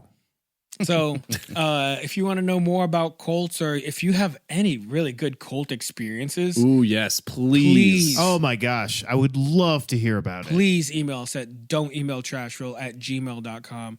I used to actually know a girl who was from Korea, and I jokingly said, "Oh, north or south?" And she's like, "North," and I was like, "Tell me everything." But she got out when I think she was like an early teenager, like preteen. Oh damn! So she And remembers it. yeah, And anytime it got brought up, she would immediately change the subject. Really? Immediately. Like anytime it ever got brought up, and she hated it when anyone brought up, and pretty much every one of every person on our friend group was like, don't do that. She, again, that's its own different type of cult. Sure. And we would love to be able to hear about it. If you don't want us to tell your story, don't worry, we don't have to. We can keep it anonymous if you. 1,000%. If you want to share your story but keep it anonymous, we can also do that. In fact, we won't use your name unless you explicitly authorize us to do so. And that goes for everybody who emails us. Yes. Yeah. And maybe in those situations, maybe not names, but like that's up to you. Yeah, make a burner email and send us your story if you want. 1,000%. Yeah. If typing up an email isn't for you, and maybe you just want to leave a voice note and just kind of say everything and just kind of blurt it out, you can do that. You can even that. text us at this number. It's going to be flashing right here. Right here, Come on, flashing. guys. Spirit fingers. Yeah, thank you. It's flashing. 615-768-9483. That's 615-768-9483. Almost got it. And then follow us on all our socials at @trashville_USA. Hit that like button, hit that subscribe button, follow us on Patreon. All of that supports us to be able to create more content, do funny stuff, come up with new episodes. We want to do so much funny stuff. Like we're doing funny stuff right now, but we have so many like ideas in between the four of us. And some of them are good. And Some of them are good. Some of them are really good. All we need is the capital to do so. And we could make it better. We just need a little bit of help to just kind of get that push going, and then we can make a lot more of the stuff we've got coming down the pipe. More importantly, get your friends involved. That's right. That's correct. That's correct. Grant's been paying attention. Right. You see, this is the good kind of cult. Yeah, see, we're different than the rest of the culture. We're not a cult, actually. I misspoke. We're a movement. Ooh, that's good. I like that. We're an improvement program. An improvement movement. Ooh, And that's better. Ooh. If you sign up now, See, that one rhymed. you already know where you're going to get branded. So That's right. That's a plus. Yep. right here, baby. And it will be a requirement for me to look at least twice a day. Ooh. Each of you. And that's it. And it's just a glance. Just like a, But if you sign up for the Patreon, we won't brand you. too That is a much. fair trade. That's a fair trade-off. That's a fair Yes, trade-off. Right. threats. That's And the best just so way you- to go about this. And in case you're wondering what the brand looks like, it looks kind of like that. You know, if you I was hoping it'd be your face, to be honest. just my mustache. We're on the brink of the colder weather, which is why I think me and Joseph are kind of. I think so. I Growing think the beard out. we're starting to bet that winter is coming. It is coming. It is coming. But typically, I rock the stash. Hell yeah. Hell yeah. Cool. Well, good job, everybody. Okay. Good job, you two. We'll see you next time at part Okay, two. bye. Like what you hear? Subscribe. Follow us on Instagram at Trashville_USA. And if there's a true crime story you want the gang to cover, email us at don'temailtrashville@gmail.com. Murder Schmurder is produced by Jaime. Our tracking engineer is Grant. And our mix and mastering engineer is Julie. Incidental music and our theme song is provided by Jules. This has been another production of